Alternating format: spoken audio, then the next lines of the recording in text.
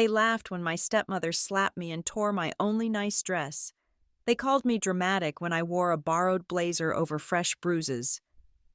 10 years later, she sat across from me in a Denver courtroom, pearls trembling, as my lawyer aunt whispered, asking if I wanted to burn it all down. By the time the judge banged his gavel, one dress and a hidden will had blown my family's life apart. My name is Rory Ellington, and for the better part of a decade, I had been the ghost haunting the periphery of one of the most prominent families in Denver. As I stood up from the wooden bench in the back and made my way toward the plaintiff's table, the sound of my heels clicking against the polished floorboards seemed to echo like gunshots in the hush of the courtroom. The clerk had just called out the case number and the names of the parties involved, formally announcing the commencement of Ellington versus Whitlock. But to me, it sounded less like a legal proceeding and more like a reckoning that was 10 years overdue. The air in the courtroom was stale, smelling faintly of lemon floor polish and old paper, a scent that did nothing to settle the nausea rolling in my stomach. I smoothed down the front of my skirt, a simple charcoal piece I had bought off the rack at a department store, conscious of how it contrasted with the bespoke luxury on display at the defense table. I kept my movements small and controlled, my hand instinctively drifting up to brush the collar of my blouse.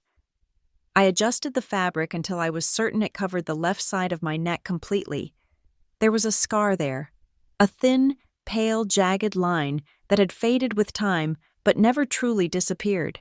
It was a souvenir from when I was 19 years old, a physical map of the moment my life had fractured. Under the harsh fluorescent lights of the Judicial Center, the scar felt like it was burning, pulsing in time with the frantic rhythm of my heart. I could feel eyes on me. The gallery was packed. In a city like Denver, where my father's name was plastered on high-rises and philanthropic wings of hospitals, a lawsuit like this was blood in the water. Reporters sat in the second row, their pens scratching furiously against their notepads, a collective sound that reminded me of insects scuttling in the dark. They were looking for the salacious details of a broken dynasty, but I was looking for justice. I reached the plaintiff's table and sat down. Beside me, my aunt, Daniela Mercer, Danny to me, but a shark to everyone else in the legal world, was already organizing her files.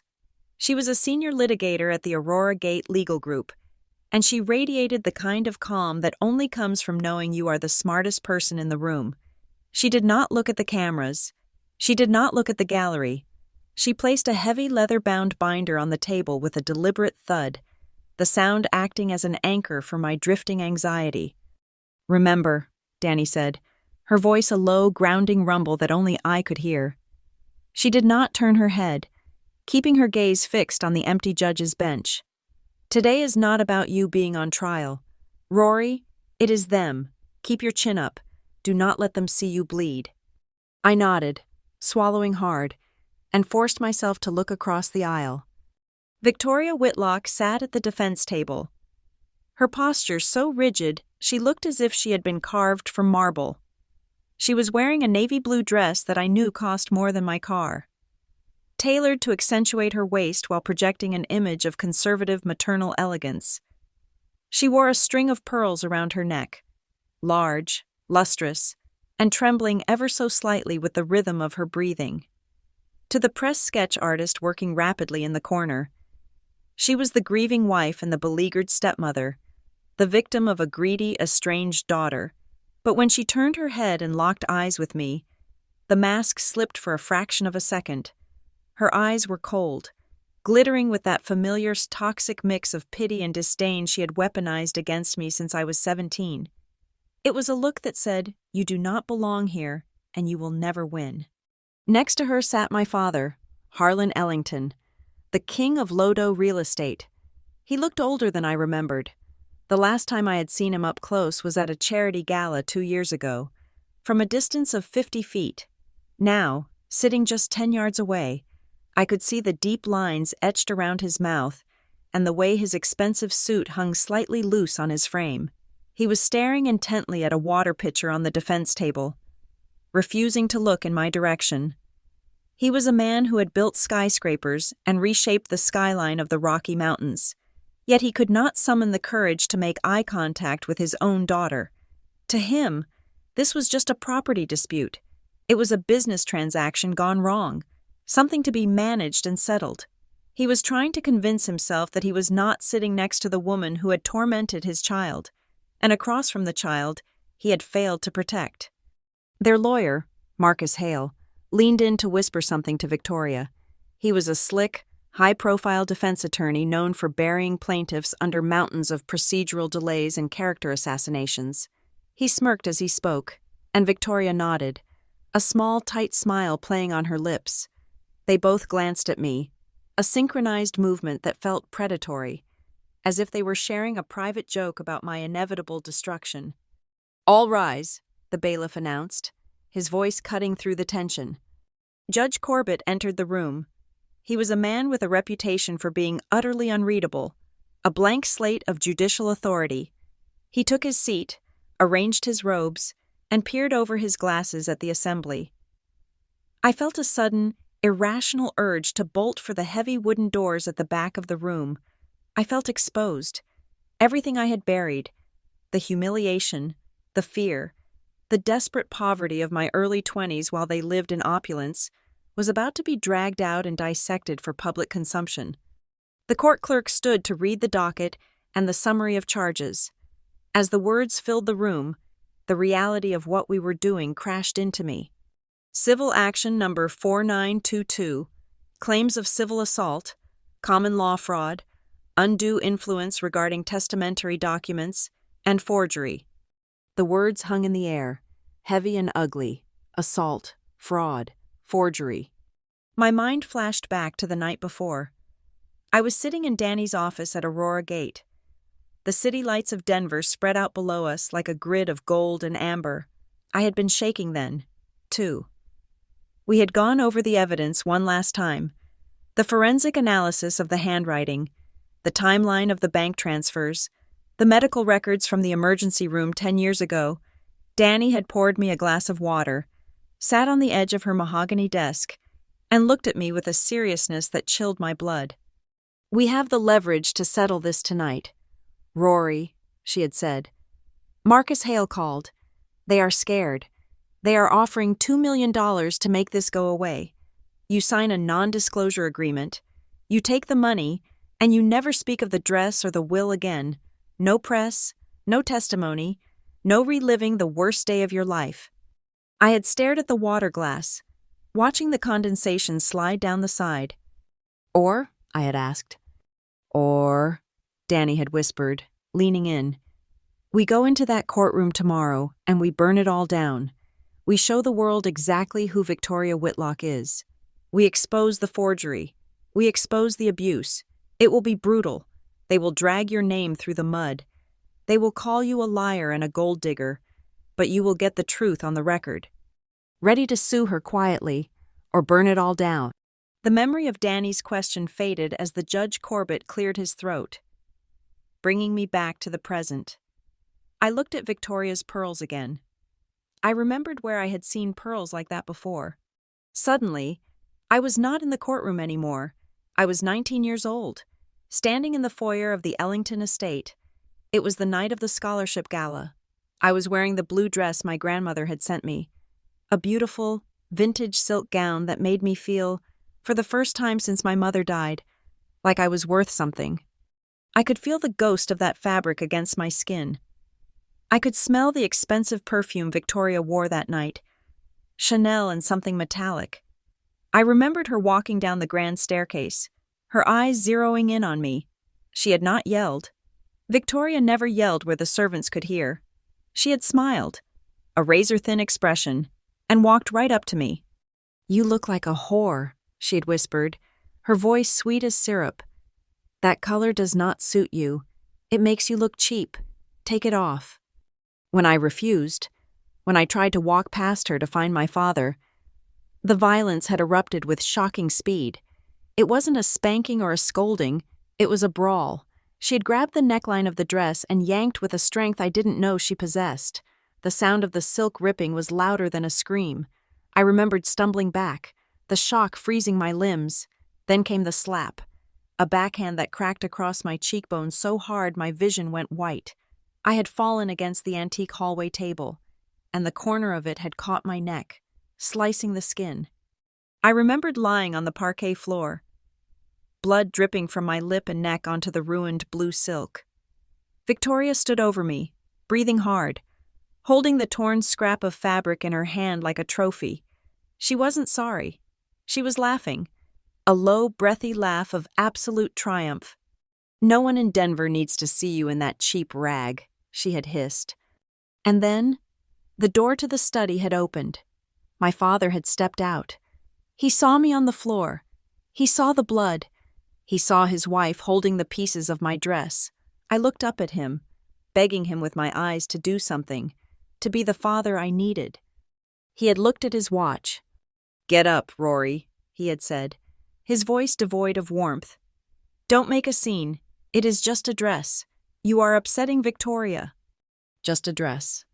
The memory was so vivid that I flinched in the courtroom, my hand gripping the edge of the table until my knuckles turned white. That was the moment I had died, in a way.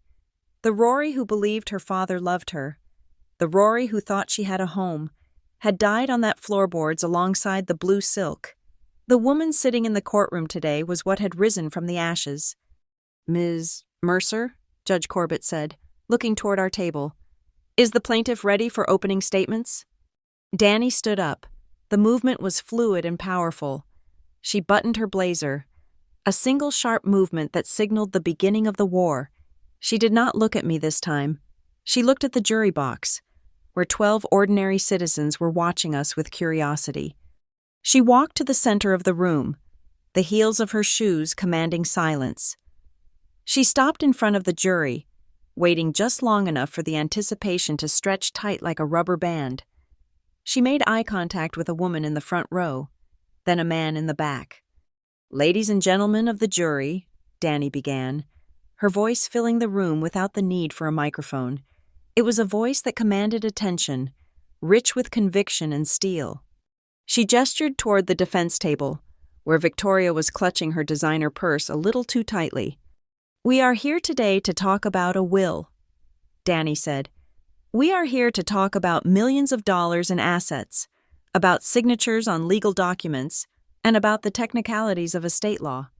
She paused, letting the words settle, before turning her body slightly to point back at me. I sat straighter, exposing the scar on my neck to the room, refusing to hide any longer. "But if you look at the evidence we will present, you will see that those are just the symptoms of a much deeper rot," Danny continued, her voice dropping an octave, becoming intimate and deadly serious. "Because this is not just a story about property. This is not just a story about an inheritance dispute between a wealthy father and his estranged daughter." Danny turned back to the jury, her eyes blazing. "This is a story about a young woman who was beaten, a woman who was stripped of her dignity, stripped of her protection, and stripped of her future, by the very woman who was sworn to care for her. This is a story about how a single act of violence in a hallway 10 years ago was covered up with money and lies, and how that cover-up grew until it consumed an entire family." She let the silence hang there, heavy and suffocating. My client, Rory Ellington, was told that she was dramatic. She was told that her pain did not matter. She was told to stay quiet. Danny walked back toward our table, stopping just inches from where Marcus Hale sat. But today, the silence ends. I looked at Victoria. She wasn't looking at the jury anymore. She was looking at her hands, and for the first time in 10 years, I saw a tremor in her fingers that had nothing to do with the cold. She knew. She knew that the girl on the floor was gone, and the woman in the courtroom was about to burn it all down, to understand why I was willing to destroy my family's reputation in a court of law. You have to understand who Victoria was when she first arrived. You have to understand the seduction before the violence. I was 17 years old when my mother died. Her death was quiet, a slow fading away that left our sprawling estate in Cherry Creek feeling like a mausoleum. My father, Harlan Ellington, did not handle grief well. He was a man who built skyscrapers and negotiated multi-million-dollar deals. But he crumbled in the face of silence. For 6 months, he wandered the hallways like a ghost, gray-faced and hollow. Then came Victoria. She did not just walk into our lives. She swept in like a weather front. She was 34 years old, vibrant, and impossibly chic. She met my father at a fundraiser, and within weeks, the grayness was gone from his face. She was his savior. She made him laugh again. She made him feel powerful again. And to a 17-year-old girl desperate to see her father smile, Victoria initially seemed like a miracle. In those first 2 years, the abuse was so subtle I thought it was affection. It was a slow drip of poison that I mistook for medicine. She would sit me down at her vanity, running her cool fingers through my hair, and tell me she wanted to help me polish my potential. "Rory, darling," she would say, holding up a shade of lipstick that was 2 shades too pale for me, "you have such a difficult complexion. We need to tone you down. You do not want to look desperate, do you?" She taught me how to stand at galas, correcting my posture with a sharp poke between my shoulder blades. She taught me how to speak to the wives of my father's investors. But every lesson came with a caveat. My laugh was too loud. It sounded common. My taste in books was dull. My ambition to study business was cute, but ultimately futile because I lacked the killer instinct that she and my father possessed. By the time I was 19, she had effectively rewritten my internal narrative. I believed I was lucky that she tolerated me. I believed I was the boring, plain daughter of the boring, dead first wife, and that Victoria was the glamorous glue holding us all together. Then came the letter. I remember the day clearly because the late afternoon sun was hitting the marble foyer in a way that blinded me when I opened the front door. I had been accepted into a top-tier university with a full scholarship to their risk management program. It was the first thing I had achieved entirely on my own, without the Ellington name paving the way. I felt a surge of pride so intense it made my hands shake. That same week, a package arrived from my grandmother. Margaret, inside the box, nestled in layers of acid-free tissue paper, was a dress. It was vintage, a deep, iridescent blue silk that looked like water caught in moonlight. There was a note attached in my grandmother's shaky script. "For the gala, wear this and remember who you are. You are an Ellington, but you are your mother's daughter first." I took the dress upstairs, my heart hammering against my ribs. I put it on in front of the full-length mirror in the guest room. It fit perfectly, for the first time in 2 years. I did not look like the pale, awkward girl Victoria described. I looked strong. I looked like a woman. The door opened behind me. Victoria stood there, leaning against the frame. She was holding a glass of white wine, her eyes sweeping over the blue silk with a look I could not quite place. It wasn't anger, not yet. It was calculation. "Well," she said, taking a slow sip, "that is certainly a choice." "Grandma Margaret sent it," I said, my voice sounding braver than I felt.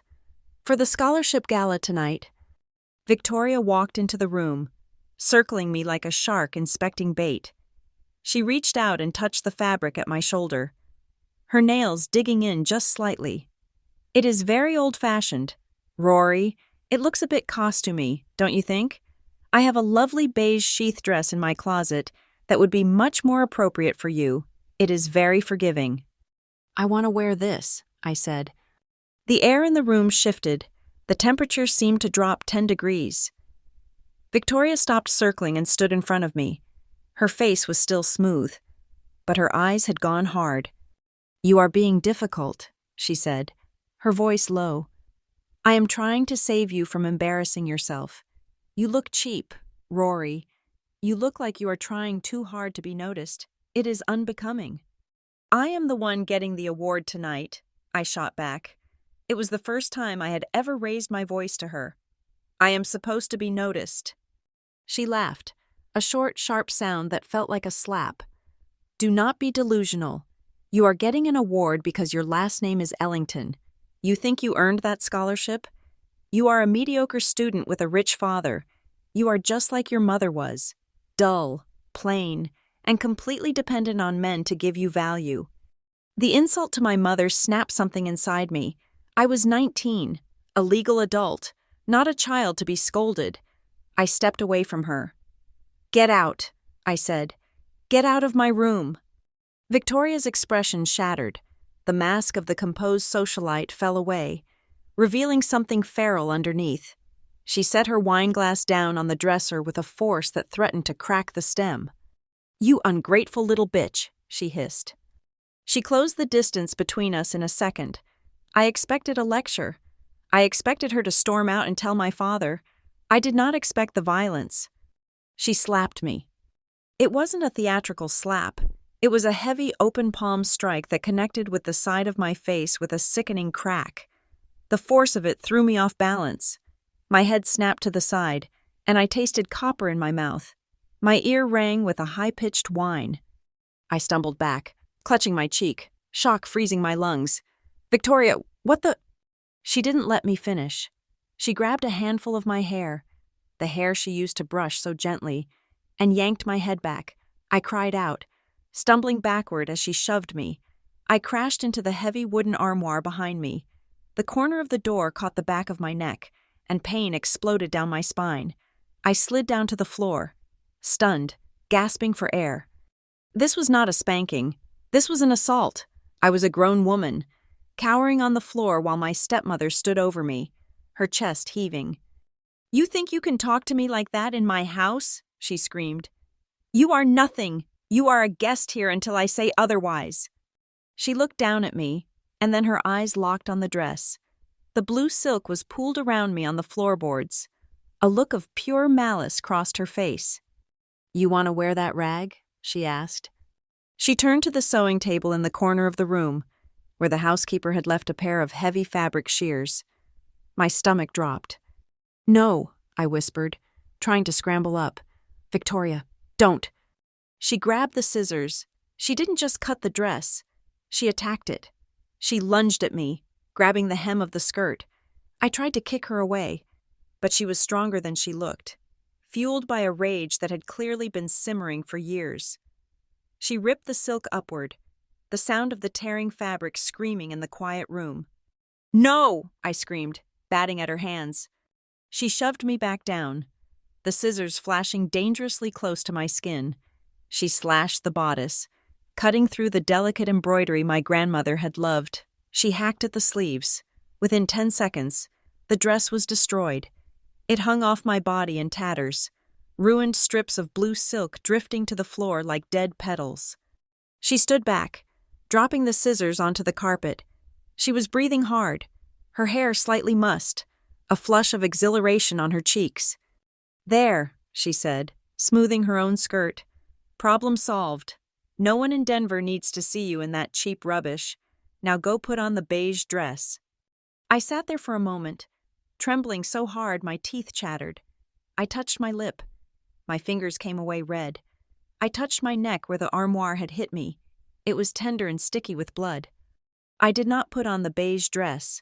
I scrambled to my feet, ignoring her, and ran. I ran out of the room, down the grand staircase, my bare feet slapping against the cold wood. I needed my father. He was in his study. He would fix this. He would see what she had done. He would protect me. I burst into the study without knocking. Harlan was sitting in his leather armchair, reading a contract, a tumbler of scotch in his hand. He looked up, startled by my entrance. "Rory?" he asked, frowning. "Good God, what is wrong with you?" I stood there, gasping for breath, the ruined dress hanging off me, blood on my chin. She hit me," I stammered, tears finally spilling over. "Victoria, she hit me. She threw me into the cabinet. She cut my dress." My father stood up slowly. He looked at the shreds of blue silk. He looked at the red mark blooming on my cheek. For a second, I saw anger in his eyes, and I thought, here it is. He is going to save me. Then, Victoria appeared in the doorway behind me. She had fixed her hair. She looked calm, almost sad. "Harlan, I am so sorry," she said, her voice trembling with fake emotion. I tried to help her with the zipper, and she just snapped. She started screaming, throwing things. She tore the dress herself in a fit of hysteria because I told her it was wrinkled. I spun around, staring at her in horror. That is a lie. You cut it. You have the scissors upstairs. I turned back to my father. Dad, look at me. I'm bleeding.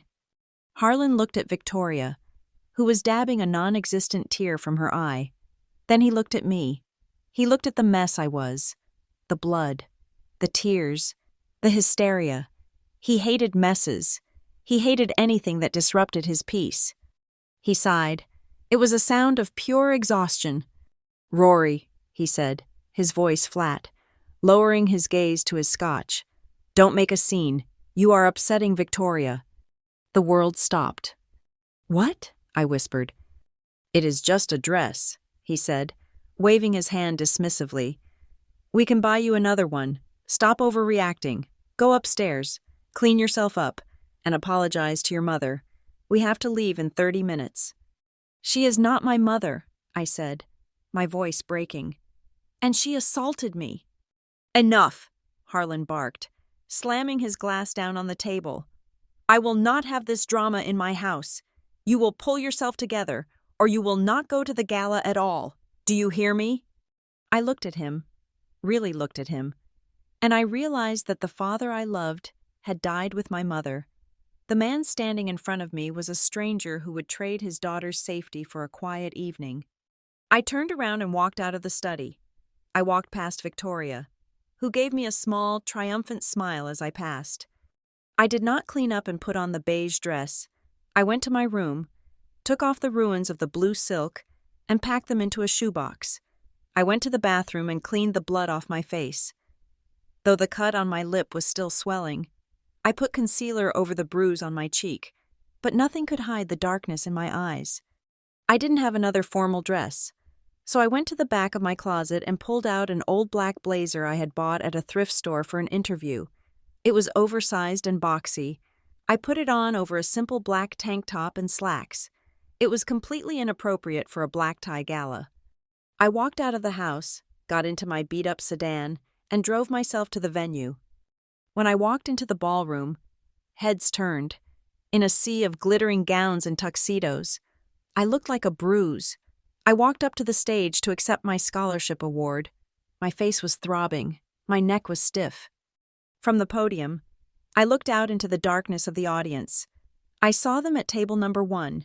Victoria was glowing an emerald green, clapping delicately, her eyes locking with mine. She was smiling. It was a smile that said, I own you, I can break you, and no one will care. Next to her, my father was clapping, but he was looking at his phone. I gripped the edges of the podium until my knuckles turned white. I accepted the award. I gave the speech I had prepared, my voice steady and cold. That night, as I drove back to the empty house that was no longer a home, I made a vow. I would leave. I would take this scholarship. I would get my degree, and I would build a fortress of money and influence that they could never touch.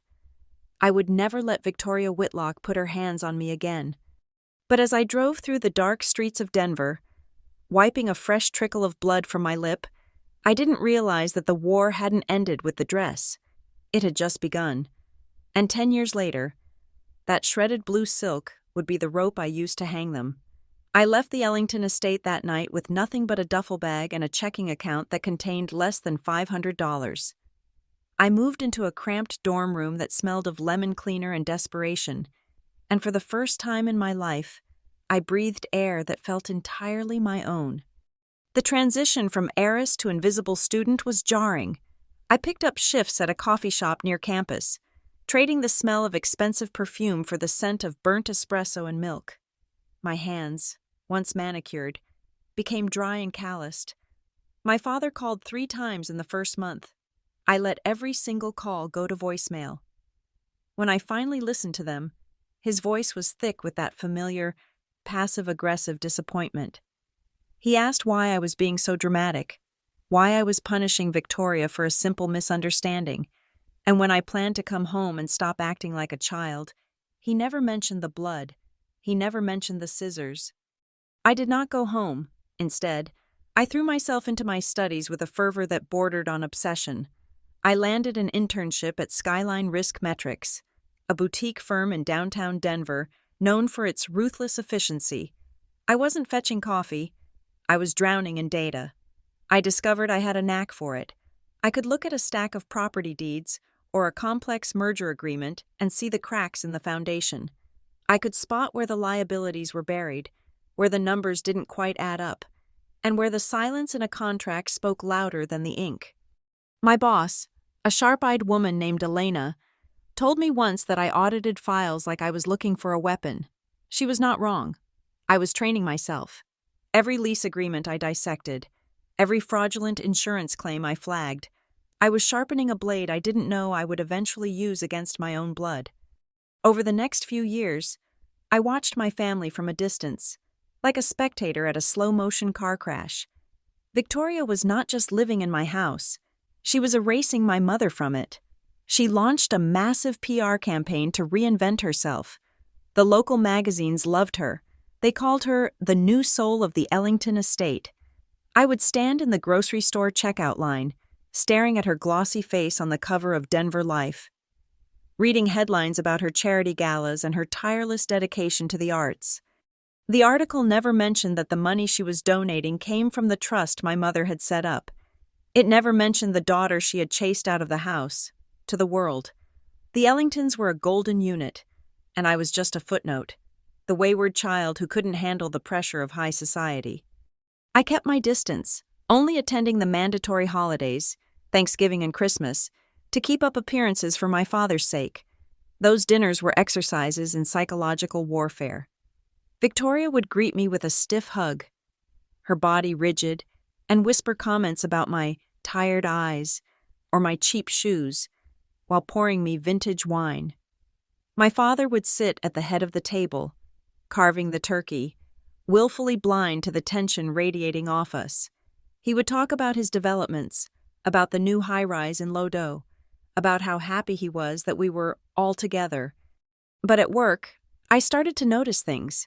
Since I worked in risk analysis for real estate, I had access to databases that the average person didn't touch. Late one night, fueled by insomnia and a nagging suspicion, I pulled up the public records for Ellington urban developments. It started small. A commercial plot in Rhino transferred to a holding company called VW Holdings. Then a residential complex in Cherry Creek shifted ownership to Queen City Trust. On the surface, it looked like standard asset protection, but when I dug into the incorporation papers of these shell companies, I saw the signature. It wasn't my father's, it was Victoria's. She was slowly, methodically moving assets out of the primary estate and into entities where she had sole control. She was converting my mother's legacy into marital property and then into her own private war chest. My father, aging and increasingly dependent on her for his social calendar and his daily medication, was signing off on it, or maybe he wasn't signing at all. I printed the documents and shoved them into a drawer in my apartment. I didn't know what to do with them yet. I wasn't a lawyer. I was just an analyst with a grudge. Then came the text message. It was a Tuesday in November. 4 years after the night of the blue dress, I was in Aspen for a site inspection on a luxury ski resort project. My phone buzzed on the nightstand of my hotel room. It was a message from an unknown number, likely a forwarded blast from one of the many gossip circles in Colorado that I still peripherally monitored. It was a photo. My heart stopped. It was a picture taken through the glass display case of a high-end consignment boutique called the Gilded Rack. Inside the case, folded neatly on a velvet bust, was a dress, iridescent blue silk, vintage embroidery. The caption read, "Vintage piece from a mysterious Denver socialite stepdaughter. Rumor has it the stepmom sold it for cash to buy a purse. Scandalous." I stared at the screen until my vision blurred. It couldn't be. I had left that dress in a heap on my bedroom floor. I assumed Victoria had thrown it in the trash or burned it. I canceled my morning meeting. I drove the rental car to the address listed in the boutique's geotag. My hands were shaking so badly I had to grip the steering wheel until my knuckles ached. When I walked into the shop, the bell above the door jingled cheerfully, a sound that felt mocking. The shop was warm, smelling of lavender and expensive wool. The owner, a chatty woman in her 50s with oversized glasses, looked up from the counter. "Can I help you, dear?" she asked. I walked straight to the display case. There it was. The blue silk. It had been cleaned, pressed, and displayed like a relic. But when I leaned in close, pressing my forehead against the cold glass, I saw it. On the side of the bodice, right under the arm, there was a seam that didn't match the original stitching. It was a scar. A skilled tailor had mended the slash Victoria had made with the scissors, but the fabric still puckered slightly, a permanent memory of the violence. "Can I see this?" I asked, my voice sounding hollow. "Oh, that is a beauty," the owner said, unlocking the case. "Just came in last week. A very posh lady brought it in. Said it was just taking up space in her closet. She let it go for a steal. Honestly, I think she just wanted it gone." I took the dress in my hands. The silk felt cool and fluid, just like I remembered. Victoria hadn't destroyed it. She had kept it. She had kept it for years, probably laughing every time she saw it hanging in the back of her closet. And then, when she got bored, she decided to monetize it. She had sold my trauma for a few $100s, likely to buy a scarf or a bottle of wine she didn't need. It wasn't about the money. It was the absolute disrespect. It was the confirmation that to her, I wasn't a person. I was just a resource to be mined, an annoyance to be managed, and an object to be erased. I went into the changing room with the dress. I didn't put it on. I just sat on the small velvet stool, clutching the fabric to my chest, and wept. I cried for the 19-year-old girl who had thought her father would save her. I cried for the mother who couldn't protect me. And I cried because I realized that no matter how successful I became at Skyline, no matter how independent I was, Victoria still had the power to hurt me from 200 miles away. I bought the dress. It cost me $600, 3 weeks of grocery money at the time. I put it in the trunk of my car and drove back to Denver in silence, a cold, hard stone forming in the pit of my stomach. 2 months later, the stone turned into a mountain. I was at my desk at Skyline when my phone rang. It was the housekeeper from the estate. "Rory," she whispered, her voice frantic. "It is your father. The ambulance just took him. His heart." I drove to Denver Health like a maniac, running 2 red lights. Panic was a cold sweat on my neck. Despite everything, he was my father. He was the only parent I had left. When I sprinted into the cardiac ICU waiting room, I saw Victoria. She was standing by the nurse's station, looking impeccably composed in a cashmere sweater, speaking in low, authoritative tones to a doctor. "I am his daughter," I gasped, running up to them. "How is he? Is he awake?" Victoria turned to me. She didn't look worried. She looked annoyed that I had interrupted her. "He is stable, Rory," she said coolly. "It was a mild myocardial infarction. He is resting." "I want to see him," I said, moving toward the double doors. Victoria stepped in front of me. It was a small movement, but it was a wall. "Not now," she said. "He needs quiet, and honestly, your energy is very frantic. It will only upset him." "He is my father," I snapped, my voice rising. "Get out of my way." I looked at the doctor, pleading. "Please, I just want to see him for 5 minutes." The doctor looked uncomfortable. He glanced at his clipboard, then at Victoria. "I am sorry, Ms. Ellington. Mrs. Whitlock is the designated medical proxy. If she says no visitors, I have to respect that." "Medical proxy?" I stared at Victoria. "Since when?" "Since we updated our estate planning last year," Victoria said, a small, satisfied smile playing on her lips. "Harlan trusts me to make the hard decisions. You are not a legal guardian. Rory, you have no rights here. Go home. We will call you if there is a change." I stood there, paralyzed. The hospital lights hummed overhead. I was 26 years old, a successful risk analyst, a homeowner, a taxpayer, and I was completely powerless. She had taken my home. She had taken my mother's jewelry. She had taken my dress. And now, She had taken my father. I realized then that if he died that night, she could bar me from the funeral. She could erase me from the obituary. She held every card in the deck. I walked out of the hospital without seeing him. I didn't go home.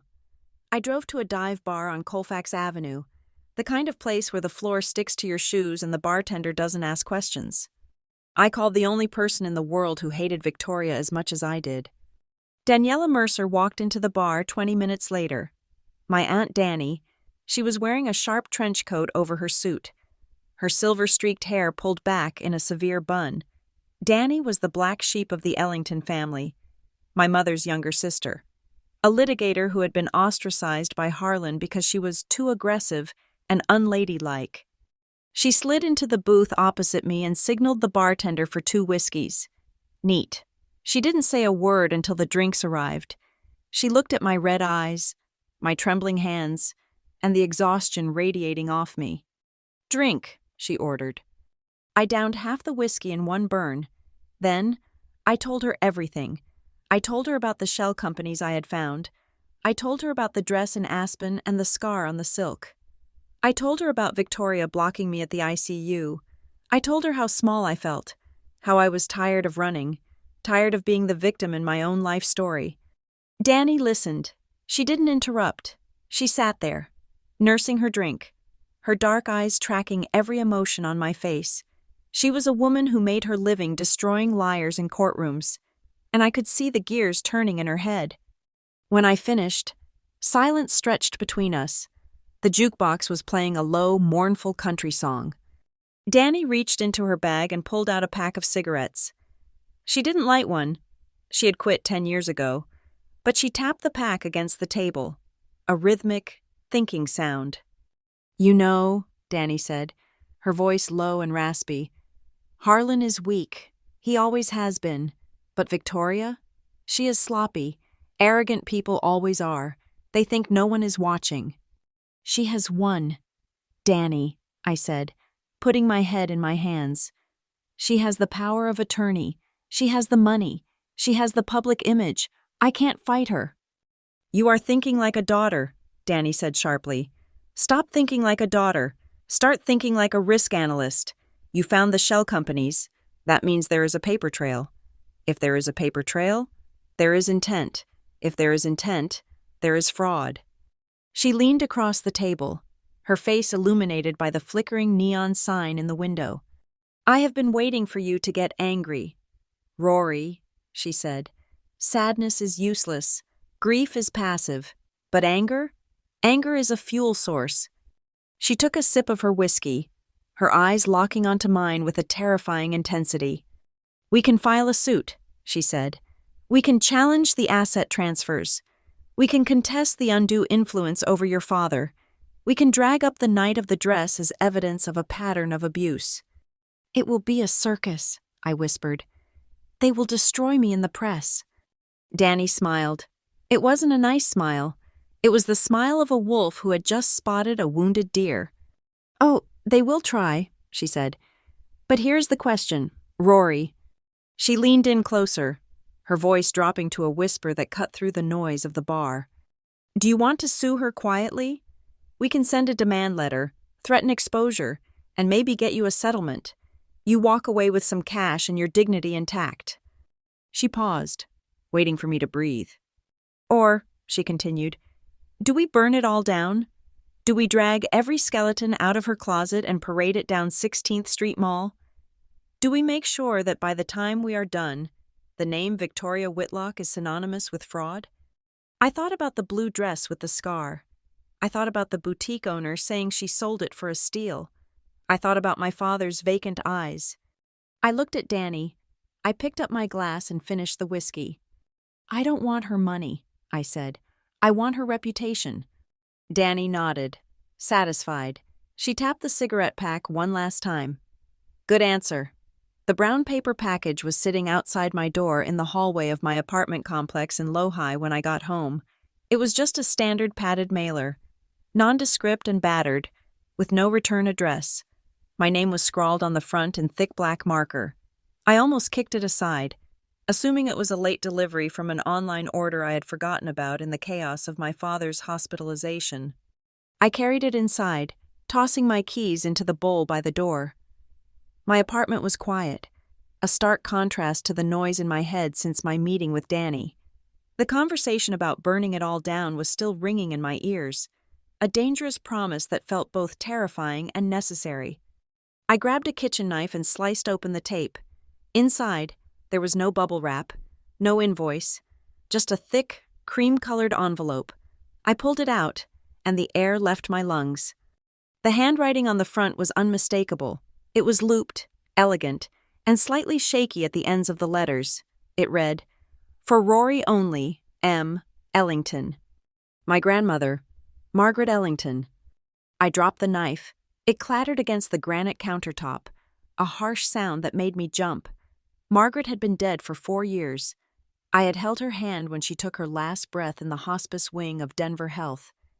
I had watched them lower her casket into the frozen ground. My hands were trembling so violently I could barely hold the envelope. I sat down on my bar stool, staring at the ink. It felt like a ghost had just walked through my front door. I ran my thumb over the name. It was real ink, not a print. Someone had kept this hidden for 4 years. I tore open the seal. Inside were 5 pages of lined yellow legal paper, covered in dense, blue cursive. At the top, dated 2 weeks before her death, were the words, "Last Will and Testament of Margaret Louise Ellington." I started to read. "My dearest Rory, if you are reading this, then I am gone, and I can only hope I had the courage to give this to you before the end. My son, your father, is a weak man. He has let that woman take the wheel, and I fear for what will happen to the legacy of this family when I am not here to anchor him." I swallowed hard, tears pricking my eyes. She knew, even in her final days, dazed by morphine and age, she had seen what was happening. I skipped down to the distribution of assets. My breath hitched. To my granddaughter, Aurora Rory Ellington. I leave my cottage in Boulder. My entire collection of personal jewelry currently held in the deposit box at First National, and 25% of my voting shares in Ellington Urban Developments. I read the line 3 times, 25%. My mind flashed back to the reading of the will 4 years ago. It had been a somber affair in a mahogany-paneled boardroom. Victoria had sat next to my father, dabbing her eyes with a lace handkerchief. The lawyer, a man I didn't recognize, had read a short, sterile document stating that Margaret had left everything to her beloved son Harlan, with a small stipend for charity. I remembered Victoria speaking to the press outside the office later that day. She had looked into the cameras, her voice breaking, and said, "Margaret was a traditional woman. She believed in the patriarch. She trusted her son completely to manage the family fortune." It was a lie, a multi-million-dollar lie. I grabbed my phone and dialed Danny.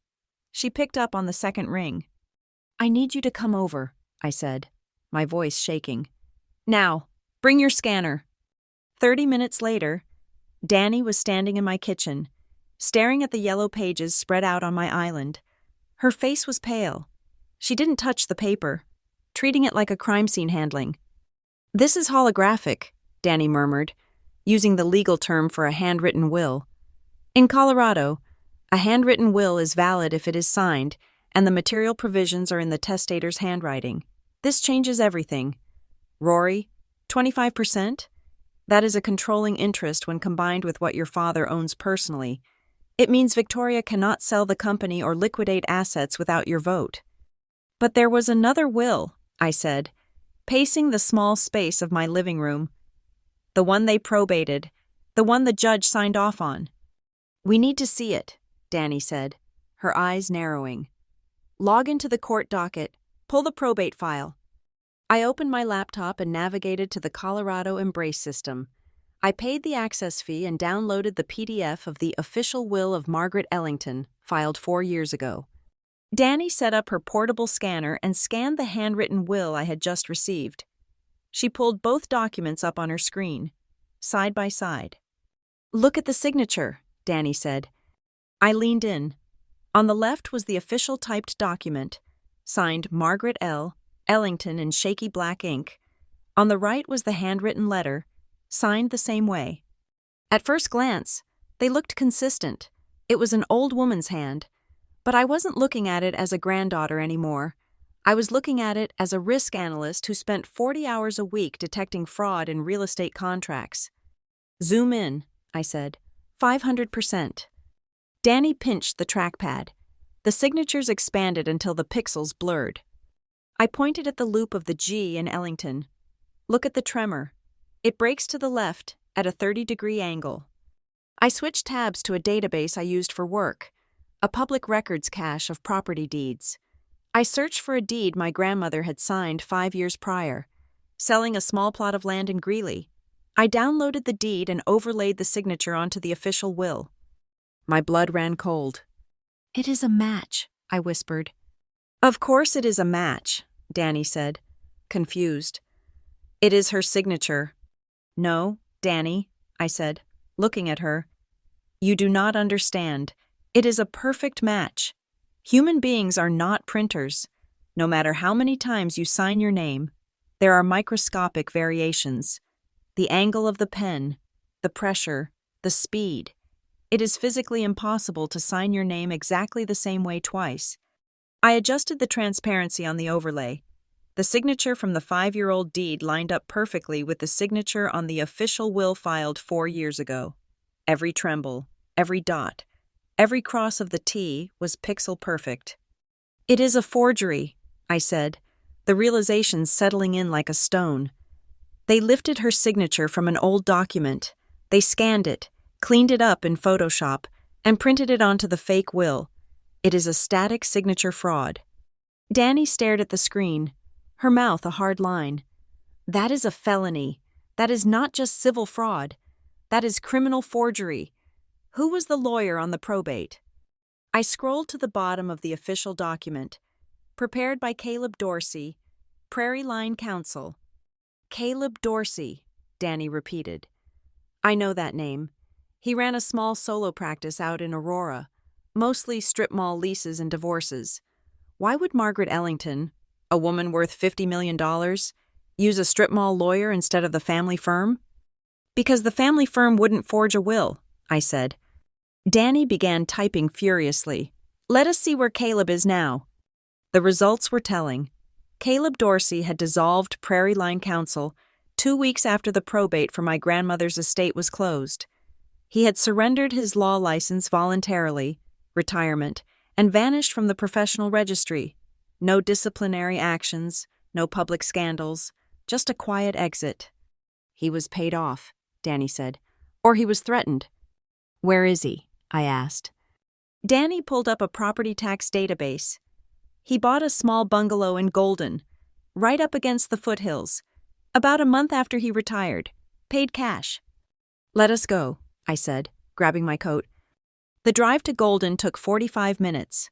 The sun was setting over the Rockies, casting long, jagged shadows across the highway. Neither of us spoke. I clutched the folder containing the handwritten will against my chest. I felt like I was carrying a grenade. Caleb Dorsey's house was unassuming. It was a small, beige ranch-style home with a neatly manicured lawn and a Toyota Camry in the driveway. It didn't look like the home of a criminal mastermind. It looked like the home of a man who wanted to be invisible. We walked up the driveway. Danny rang the doorbell. It took a long time for the door to open. When it did, an old man peered out through the screen. He looked tired. His skin was papery, and he wore a cardigan that looked 2 sizes too big. When he saw Danny's suit and my face, recognition flickered in his eyes, and then pure fear. "Mr. Dorsey?" Danny said, her voice calm but authoritative. "My name is Daniela Mercer. I am an attorney. This is Rory Ellington." Caleb flinched at my name. He started to close the door. "I have nothing to say to you. I am retired." Danny stuck her boot in the jam. It was a move I had only seen in movies, but she did it with the grace of a dancer. "We know about the signature, Caleb," Danny said. "We know it is a digital lift from the Greeley deed. We have the forensic overlay." Caleb froze. He looked at me, his eyes darting to the scar on my neck, then back to Danny. "We have the real will," I added, holding up the yellow legal pad. "Grandma Margaret wrote it by hand. You filed a fake document with the court. That is 20 years in prison. Caleb, unless you talk to us." The old man slumped against the door frame. He looked like he was about to cry. He didn't look like a villain. He looked like a man who had been carrying a heavy weight for 4 years and was finally too weak to hold it. "Come in," he whispered. "Quickly, before the neighbors see." His living room smelled of stale coffee and old books. He sat in a recliner, his hands shaking in his lap. Danny and I sat on the sofa. "I didn't want to do it," Caleb said, his voice trembling. "You have to believe me. I was a good lawyer for 30 years. I never crossed the line." "Who made you do it?" Danny asked. She had her phone out, recording the conversation. "She came to my office," Caleb said. He didn't need to say her name. "Victoria. She had your father with her, but he just sat there. He looked like a ghost. She did all the talking." "What did she say?" I asked. "She said Margaret had gone senile," Caleb said. "She said the old woman had written a nonsense will that would destroy the company. She said Rory, that is you, was unstable, that you would sell the shares to competitors and ruin the family legacy." I felt a flash of anger. Unstable. The same word she had used to dismiss me when I was bleeding on the floor. "She brought the file," Caleb continued. "She had the fake will already prepared. She just needed a lawyer to sign off on the witnessing and file the probate. I refused at first. I told her it was illegal." "And then?" Danny pressed. Caleb looked down at his hands. "Then she told me she knew about my wife's medical bills. She knew I was behind on the mortgage. She said if I didn't sign, she would ruin me. She said she would file a complaint with the bar saying I had embezzled funds. She said she had the money to bury me in lawsuits until I died." He looked up at me, tears streaming down his face. "I was scared. My wife was dying of cancer. I needed the money. She gave me $50,000 in cash and told me to close the firm." $50,000, I repeated, my voice numb. She had bought my inheritance, my future, and my grandmother's legacy for the price of a luxury car. "I am sorry," Caleb wept. "I am so sorry." "Sorry isn't enough," Danny said coldly. "We need proof. Unless you are willing to testify to this in open court, your word against theirs is useless. They will say you are lying to extort them." Caleb wiped his face. He stood up slowly and walked over to a bookshelf. He pulled out a hollowed-out book, a copy of Black's Law Dictionary, and retrieved a small, silver USB drive. "I wasn't just a coward," Caleb said, handing the drive to Danny. "I was a lawyer. I knew who I was dealing with. I knew that one day, she might decide I was a loose end." "What is this?" I asked. "I recorded the meeting," Caleb said. "I had a dictaphone running in my desk drawer. I digitized it last year just in case."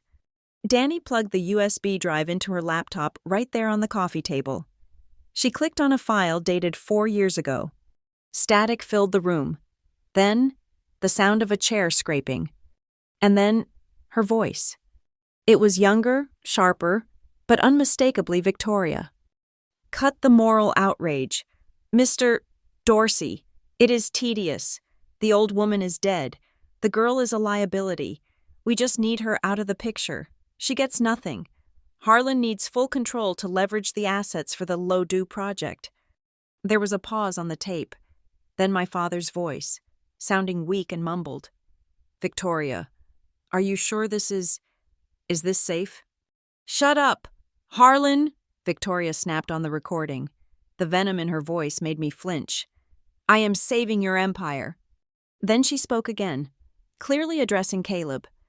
"Here is the deal. You stamp the document, you file it, you take this envelope, and you go retire in the mountains. Or, I destroy you. If you want to keep that tiny office, you should sign. But frankly, I think you would look better in a foreclosure auction." The recording ended with a sharp click. The room was silent. I looked at Danny. She was no longer looking at the laptop. She was looking at me. "This is it," Danny said softly. This is the smoking gun, fraud, extortion, conspiracy. I looked at the USB drive. It was so small, just a tiny piece of metal and plastic, but it held the sound of my stepmother selling my soul. Can we use it? I asked. Oh, we are going to use it, Danny said, closing her laptop. But not yet. We are going to let them think they are safe. We are going to let them think this is just a nuisance suit about a dress. And then, when they are under oath, we are going to play this for the jury. I looked at Caleb. He had sunk back into his chair, looking smaller than ever. You will have to testify, Danny told him. But if you cooperate, I will fight to keep you out of jail. I cannot promise anything, but your cooperation will matter. Caleb nodded. I am tired of being afraid of her. We walked out of the house into the cool night air. The stars were out over the Rockies. I took a deep breath. For the first time in 10 years, the air didn't feel heavy. It felt sharp. It felt like a weapon. We have them, I said. We have the bullets, Danny corrected. Now we have to aim. As we got into the car, my phone buzzed. It was a notification from my security app. Motion detected at front door. I opened the live feed. A man in a dark hoodie was standing outside my apartment door in Lohi. He wasn't delivering a package. He was trying the handle. Danny, I said, holding up the phone. Danny glanced at the screen, then put the car in gear. Lock the doors. Rory, the war has started. The days following our discovery at Caleb Dorsey's house were a blur of caffeine, paranoia, and the cold, hard logic of data analysis. Danny and I turned my dining room table into a war room. We pinned the timeline of my life against the timeline of Victoria's financial acquisitions, creating a visual map of the destruction she had wrought. When we laid it all out, the pattern was sickeningly clear. It was not just greed. It was a rhythmic, predatory cycle. Every time a tragedy struck me, Victoria got richer. 2 weeks after my mother died, a commercial warehouse in Rhino was transferred from the main estate to a shell company called Blue Spruce Holdings. 6 months later, when I was rejected from my first choice of college, a rejection I later suspected Victoria had engineered by intercepting my mail, another asset, a strip mall in Aurora, moved into her name. And then there was the date of the gala, the night of the blue dress, the night she beat me and I fled the house. 3 days after I moved into the dorms, completely cut off from family funds, a massive plot of land near the airport was signed over to VWW Limited. It was a harvesting of trauma. She inflicted pain, and while my father was distracted by the chaos, she slid papers across his desk. But as we built our case, the atmosphere around me began to shift. It started with the feeling that the air in Denver had grown thinner, harder to breathe. Then came the accidents. It began the morning after we visited Caleb. I walked out to my car to head to work and found my rear driver's side tire completely flat. It wasn't a slow leak. The sidewall had been slashed with something sharp. I stood there in the parking garage, staring at the rubber pooling on the concrete, and felt a shiver that had nothing to do with the morning chill. I called a tow truck, telling myself it was random vandalism. Lohi was a nice neighborhood, but it was still a city. 2 days later, the attack moved from my car to my career. I arrived at Skyline Risk Metrics to find my keycard deactivated. Security had to escort me to Human Resources, where a grim-faced director informed me that they had received an anonymous tip. The email claimed I had been accepting bribes to overlook structural deficiencies in a luxury condo project I had audited last month. "This is absurd," I told them, my voice shaking with rage. "Check the logs. Check my bank accounts. I am the most thorough analyst you have." "We know, Rory," the director said, looking sympathetic but firm. "But it is an ethics violation accusation. We have to investigate. We have to pull you off active files until it is cleared." I walked out of the office feeling like I had been stripped naked. They knew exactly where to hit me. They couldn't hurt me physically without risking jail. So they were attacking my credibility. If I was discredited as an analyst, my testimony about financial fraud would look like the rantings of a disgraced employee. That evening, I saw the SUV. It was a black Chevrolet Suburban with tinted windows, idling on the opposite side of the street from my apartment building. It sat there for 2 hours. When I finally worked up the courage to walk the dog, it pulled away slowly, keeping pace with me for half a block before speeding off. I pulled the footage from my building's security camera and ran the plate. It belonged to Apex Security Solutions, the private firm my father used for his construction sites. They were not even trying to hide it. They wanted me to know they were watching. Despite the tightening noose, I refused to cancel the dinner invitation. My father had texted me, asking to meet at the Capitol Grill on Larimer Street. He said he wanted to clear the air. I knew it was a trap, but I needed to look him in the eye. I needed to see if there was anything left of the father I used to know. The restaurant was dimly lit and smelled of expensive steak and old money. Victoria was already there, sipping a martini, looking radiant in a cream-colored silk blouse that probably cost more than my car repairs. My father looked gray. He was shrinking, physically and spiritually, sitting beside her like a deflated balloon. "Rory," Victoria said, smiling as if we were best friends meeting for brunch. "You look tired, darling. Are you sleeping? I heard there was some trouble at work. A suspension? How dreadful." She knew. Of course she knew. She had probably dictated the email herself. "I am fine," I said, unfolding my napkin. "Just a misunderstanding, unlike the tire iron someone took to my car." Victoria took a sip of her drink. "City living is so dangerous these days. Perhaps you should move to a safer neighborhood, somewhere quieter, farther away." The threat was elegant, wrapped in concern, but it landed like a punch. I turned to my father. "Dad, we need to talk about Grandma Margaret, about her will." Harlan flinched. He picked up his water glass, his hand trembling slightly. "Rory, please, not tonight. We are here to have a nice family meal." "There is another will." "Dad," I pressed, keeping my voice low. "A handwritten one. She left me shares in the company. Caleb Dorsey told us everything." The glass hit the table with a loud clink. Victoria's smile vanished. Her eyes went dead and flat. The same look she had given me right before she slapped me 10 years ago. "Caleb is a confused old man," Victoria said, her voice icy. "He has dementia. Everyone knows that. Anything he says is inadmissible gossip." "He has a recording, Victoria." I lied. Well, it was a half-lie. We had the recording. We just hadn't told them yet. My father looked up, panic flaring in his eyes. "Rory, stop this. The court settled everything. It is done." He reached across the table. Trying to take my hand, I pulled away. "Look, honey, if you are struggling, if you need money, we can help. I can set up a trust, a monthly stipend. You can quit that stressful job. You can travel. Just let the past be the past." "It is not a stipend," I said, staring at him. "It is hush money. You want to pay me to forget that you stole my inheritance." "You are imagining things," Victoria snapped, her voice rising enough to turn heads at the nearby tables. "You have always had such a vivid imagination, Rory, just like with the dress, creating drama where there is none because you are desperate for attention." "I didn't imagine the blood, Victoria," I said, standing up. "And I didn't imagine the forgery." I walked out of the restaurant, my heart hammering against my ribs. I expected to feel triumphant, but I just felt sick. My father hadn't denied it.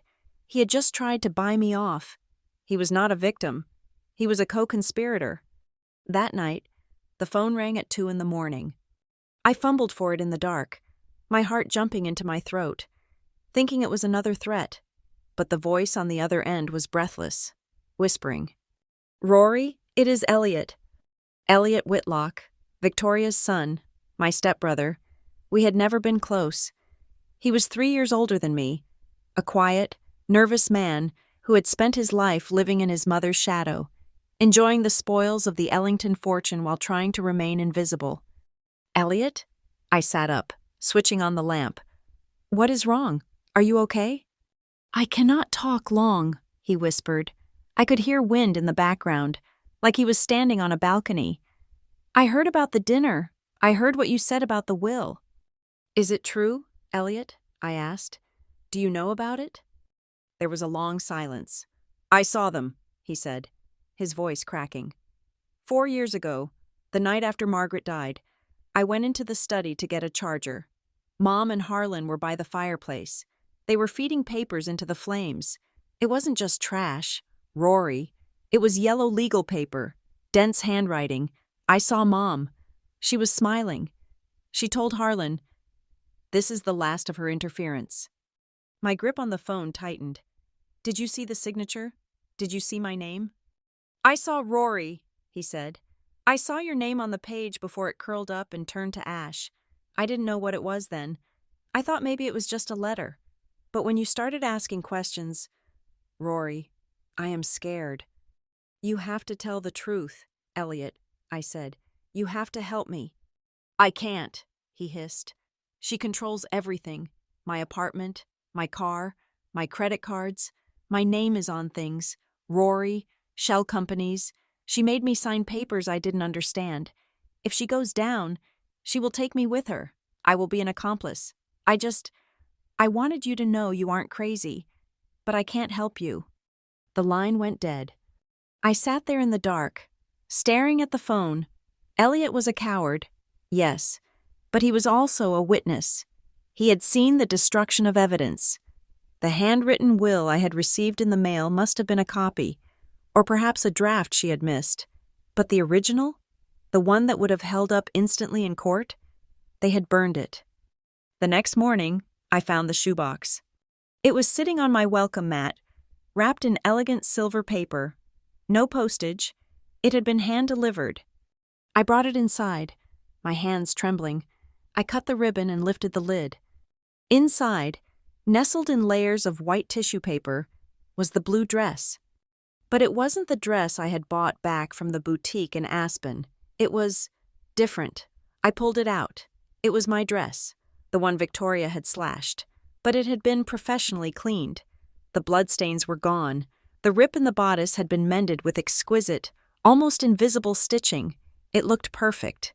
It looked like nothing had ever happened to it. Resting on top of the silk was a small card made of heavy cardstock. My dear Rory, I found this in storage and had it restored for you. I know how much it meant to you. It hurts me that we have grown so far apart over a simple misunderstanding. Please, let us put this behind us. Come home. We are family. Love, V. It was a masterstroke of manipulation. To an outsider, it was a peace offering, a stepmother returning a cherished item. But to me, it was a message. I can fix history, the dress said. I can scrub away the blood. I can stitch up the wounds. I can make it look like nothing ever happened. And if I can do this to a dress, imagine what I can do to you. I dropped the box as if it were burning. I felt nauseous. She had touched it. She had taken the symbol of her violence and turned it into a gift. It was gaslighting in its purest form. I called Danny. She arrived 20 minutes later, looking at the dress with cold, clinical eyes. Do not touch it with your bare hands anymore, Danny said, pulling on a pair of latex gloves she had brought from her car. She thinks she cleaned it. She thinks she erased the past. It looks new, I said, my voice hollow. She won. She erased the evidence. No, Danny said, holding the fabric up to the light. She erased the visible stains, but blood is proteins. Rory, it seeps into the fibers. Unless she dipped this in industrial acid, there is still trace DNA deep in the weave. And the mending? It proves the damage existed. Why mend a dress that wasn't torn? Danny placed the dress back in the box carefully. We can send this to a private forensic lab, she said. We can match the rip pattern to the medical report from the ER 10 years ago, the angle of the cut, the force required. We can prove it wasn't an accident. We can prove it was a violent assault. She turned to me. Her face was hard, her eyes searching mine. But Rory, listen to me. This is the tipping point. Victoria sent this because she is terrified. She is trying to psychological break you before we file the big motion. She wants you to feel small. She wants you to feel like that 19-year-old girl on the floor. I looked at the box. I looked at the note signed with that elegant, hateful V. She sent me a bribe at dinner, I said. Now she sends me a threat wrapped in silk. And Elliot? Elliot admitted he is an accomplice to felony destruction of evidence. Exactly, Danny said. We have the pieces, but once we file this, once we submit that dress and Elliot's testimony, if we can subpoena him, there is no going back. The press will eat this up. They will call you a gold digger. They will drag up your therapy records. They will say you are attacking a grieving widow and an ailing father. Danny placed her hands on my shoulders.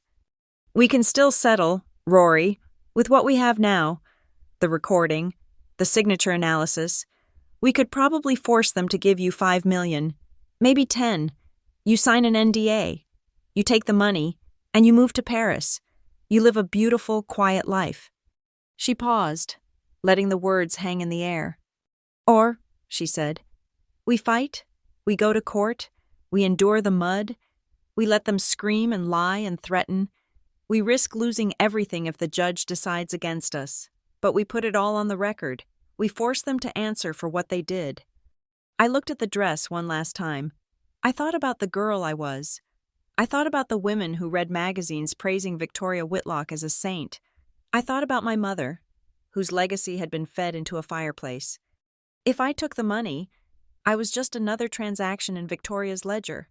I would be letting her buy my silence just like she bought Caleb Dorsey's. I looked at Danny. The fear was still there, a cold knot in my stomach, but something hotter was burning alongside it. File the motion, I said. I do not want her money, Danny. I want her handcuffs. The invitation to Snowpine Lodge arrived not on scented stationery, but via a calendar invite from my father's executive assistant. The subject line simply read, Family Reconciliation Weekend. It was a sterile summons to a location that was anything but. Snowpine was the family's winter retreat, a sprawling structure of timber and glass isolated deep in the Rockies, miles from the nearest neighbor in Aspen. It was beautiful, imposing, and the perfect place to make someone disappear. Danny begged me not to go. She paced my small living room, listing the risks like she was reading an indictment. She called it a trap. She called it a kill box. But I knew that if I wanted to end this, I had to look them in the eye one last time. I had to get them to say the quiet part out loud. I prepared for the trip like I was infiltrating a cartel compound rather than visiting my parents.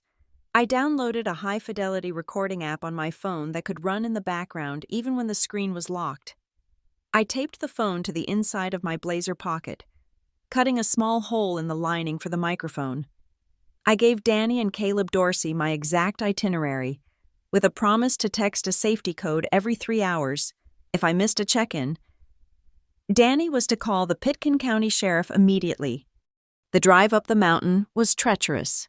The roads were slick with black ice, winding higher and higher into the thinning air. When the lodge finally came into view, sitting atop a ridge like a fortress, my stomach twisted. It looked exactly as I remembered it from childhood vacations, grand and cold. I parked my car next to my father's Range Rover. The silence of the mountains was absolute, broken only by the crunch of my boots on the packed snow. Before I could even ring the bell, the heavy oak door swung open. Victoria stood there. She was wearing a cream cashmere sweater and white trousers, an outfit that dared the world to make a mess on her. She opened her arms wide, a performance of maternal warmth that made my skin crawl. "Rory," she breathed, pulling me into a hug that felt like being squeezed by a boa constrictor. "I am so glad you came. We have been so worried about you." I stiffened, refusing to return the embrace. "Hello, Victoria." She pulled back, her smile not quite reaching her eyes. "Come in. Your father is by the fire. We have been waiting." Inside, the lodge smelled of pine wood and expensive scotch. My father, Harlan, was sitting in a leather wingback chair near the massive stone fireplace. He looked terrible. His skin was gray, and he seemed to have shrunk inside his clothes since our dinner in Denver. He didn't stand up when I entered. He just looked at me with watery, exhausted eyes. "Rory," he said, his voice rasping. "Thank you for coming." Standing in the shadows of the far corner was Elliot. My stepbrother looked like he wanted to be anywhere else. He was holding a tumbler of dark liquor, his knuckles white around the glass. He met my gaze for a second, his eyes darting away nervously. There were no children here, no staff, just 4 adults and a decade of secrets. The evening proceeded with a grotesque normalcy. Victoria had prepared dinner herself, a roast duck with fig reduction, likely because she didn't want servants witnessing the negotiation. We sat at the long dining table, the silence stretching tight between us. The only sounds were the clink of silverware and the howling of the wind outside. Victoria broke the silence first. She set her fork down and looked at me with a pitying expression. "We want to apologize, Rory," she said smoothly, "not for what happened, but for how you perceived it. We realize now that we were too harsh with you back then." I kept my hand near my chest, ensuring the microphone was unobstructed. "Too harsh," I repeated flatly. "Is that what you call it?" "I was trying to teach you humility," Victoria said, her voice taking on a didactic tone. "You were so arrogant back then, strutting around in that dress like you owned the world. I wanted you to understand that appearances matter. If I lost my temper, it was only because I was terrified for your future. I didn't want you to become a laughingstock." She was rewriting history in real time. She was turning an assault into a parenting strategy. "So you slapped me and cut the clothes off my body to protect me," I said. "That is your version of events." "It was a lesson," Victoria insisted, pouring herself more wine. "And look at you now. You are a successful professional. You learned resilience. In a way, you should thank me." I felt a surge of bile in my throat, but I swallowed it down. I looked at my father. "And you, Dad? Do you think I should thank her?" Harlan sighed, rubbing his temples. "Rory, please, we are not here to fight about the past. We are here to secure the future." He reached under the table and pulled out a leather portfolio. He slid it across the mahogany surface toward me. "I have had Marcus draw this up," Harlan said. "It is a trust agreement. $2 million. Tax-free. It is yours. Effective immediately." I looked at the folder but didn't open it. "And what is the price?" "It is standard," Harlan said, waving a hand dismissively. "You drop the lawsuit. You sign a strict non-disclosure agreement regarding family matters, and you sign an affidavit stating that any claims regarding your grandmother's estate were made in error due to emotional distress." "You want me to say I lied," I said. "We want you to move on," Victoria interjected sharply. $2 million. Rory, you can leave that boring job at Skyline. You can buy a house. You can disappear. Isn't that what you want? To be free of us?" I looked at Elliot. He was staring at his plate, looking sick. "It is a lot of money," I said slowly, feigning hesitation. "But it doesn't explain one thing." I leaned forward, resting my elbows on the table. "Where is the real will, Dad? The one Grandma Margaret wrote by hand. The one Elliot saw you holding the night after the funeral." The room went dead silent. The only sound was the popping of a log in the fireplace. Elliot dropped his knife. It hit the china plate with a loud clatter that made everyone jump. Victoria froze, her hand gripping the stem of her wineglass so hard I thought it would snap. Harlan's face turned a blotchy red. "I told you," he stammered. "That is nonsense. There was no other will." "I have a copy." I lied. "I know she left me 25% of the company. I know you and Caleb Dorsey forged the probate documents. $2 million is an insult. Dad, I own a quarter of your empire." "You own nothing," Harlan shouted. He slammed his hand on the table, the mask of the weary old man slipping to reveal the desperate tyrant underneath. "We handled it," Harlan yelled, his voice echoing off the vaulted ceiling. "We did what had to be done to save this family. My mother was losing her mind. She didn't know what she was writing. She would have given our legacy to a girl who couldn't even comb her hair properly." My heart hammered against the phone in my pocket. "Keep him talking." "So you destroyed it," I said. my voice calm. You burned her will. It does not exist anymore, Harlan spat. It is ash. Caleb signed the new paperwork. It is legal because I say it is legal. Do you think a judge is going to believe you over me? You want to dig up a dead woman's mistakes? You want to kill me like you killed your mother? Victoria reached out and grabbed Harlan's arm, her nails digging into his suit jacket. Harlan, stop, she hissed. She looked at me, and I saw the realization dawn in her eyes. She looked at my calm face, at the way I was sitting. She realized I wasn't arguing. I was collecting. You little snake, Victoria whispered. She stood up, her chair scraping violently against the floor. The pretense of the loving mother evaporated instantly. You think you are clever? Victoria said, walking around the table toward me. You think you can come into my house and trap us? I think I just heard my father admit to felony fraud, I said, standing up to meet her.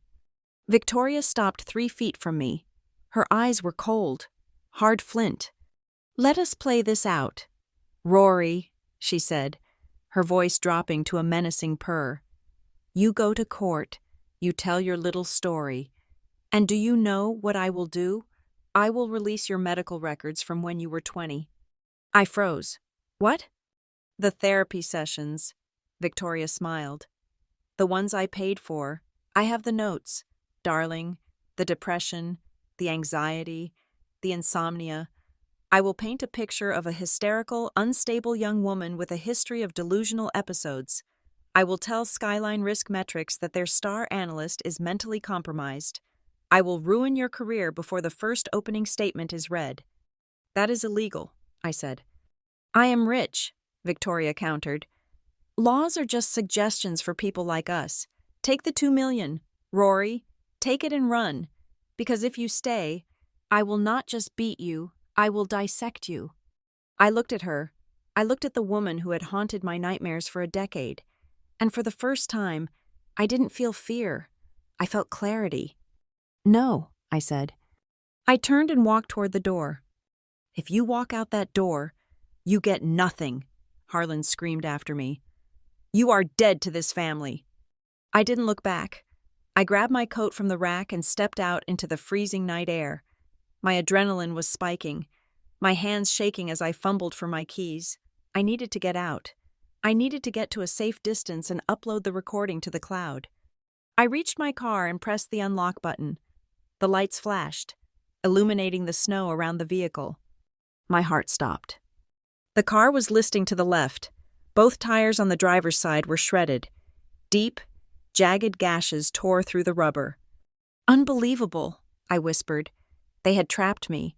I was miles from town, in the freezing cold, with a disabled vehicle. The front door of the lodge opened again. I braced myself for a confrontation, my hand diving into my pocket for the pepper spray I kept on my keychain. It was Elliot.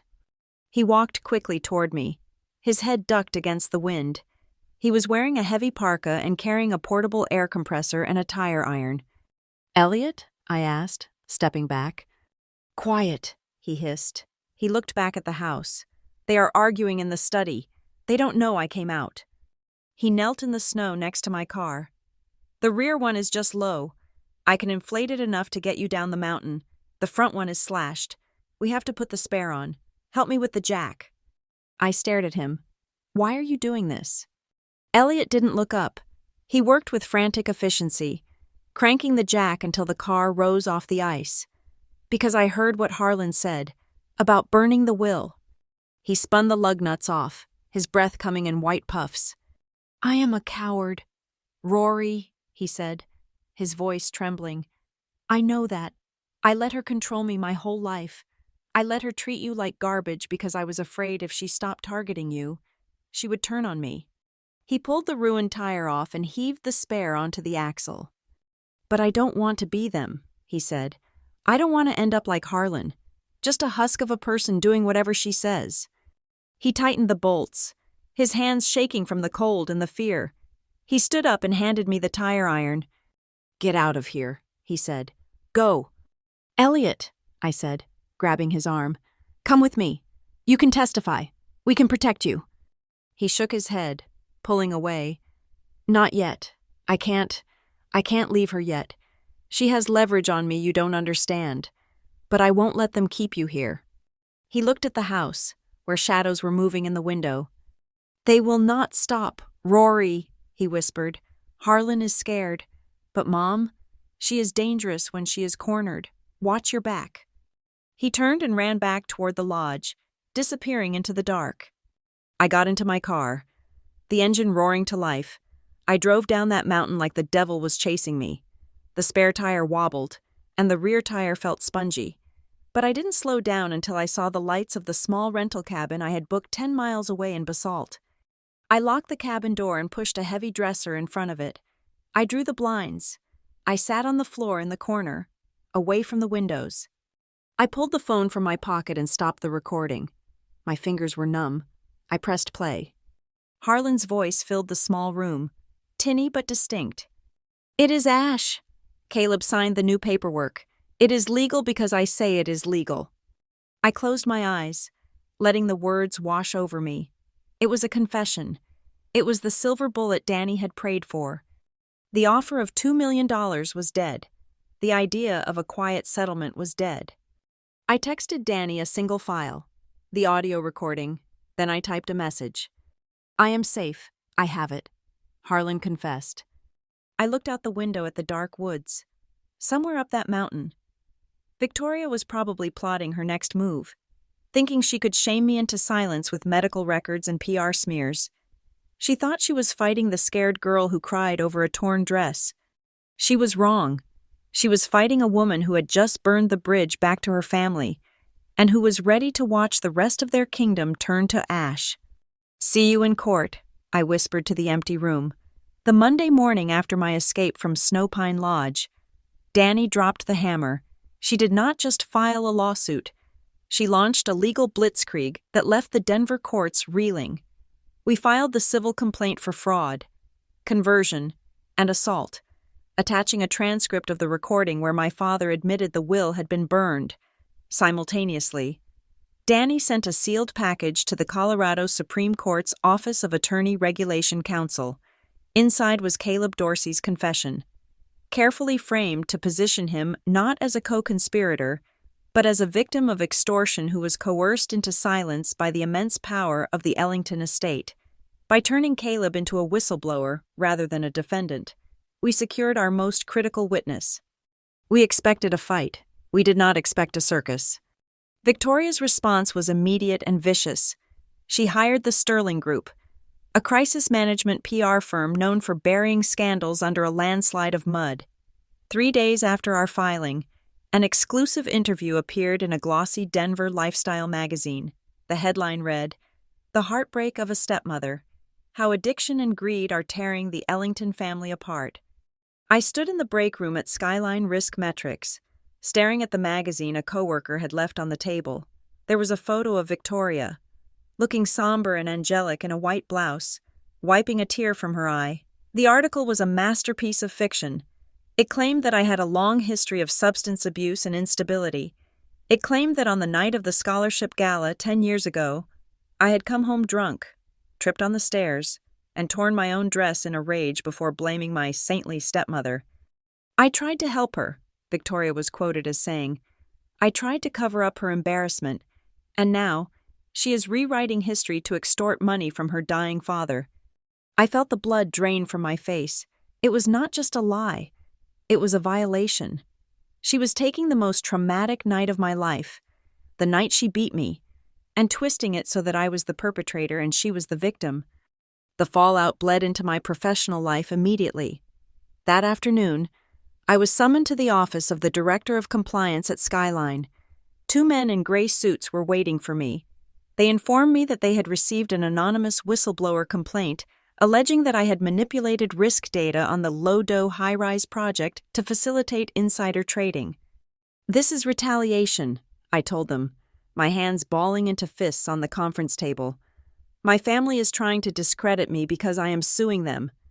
"We have to investigate, Rory," the director said. "Until the audit is complete, your access to the system is suspended."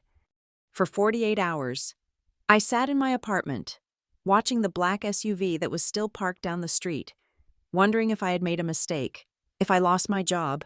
I lost my credibility. If I lost my credibility, the jury might see me exactly how Victoria painted me, a desperate, unstable woman looking for a payout. But Victoria had underestimated one thing. I was very good at my job.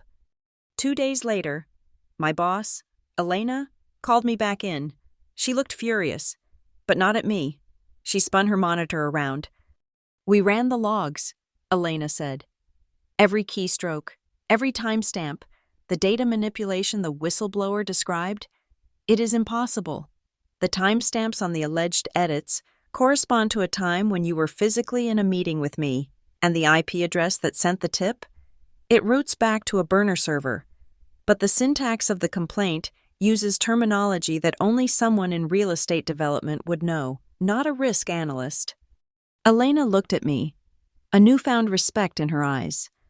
"Someone is trying very hard to frame you, Rory, and they did a sloppy job because they do not understand how our encryption works. You are cleared. And frankly, if your family is this scared of you, you must be doing something right." I walked out of that meeting with my head high. They had tried to take my shield, and instead, they had sharpened my sword. Then came the phone call that changed the tide of the war.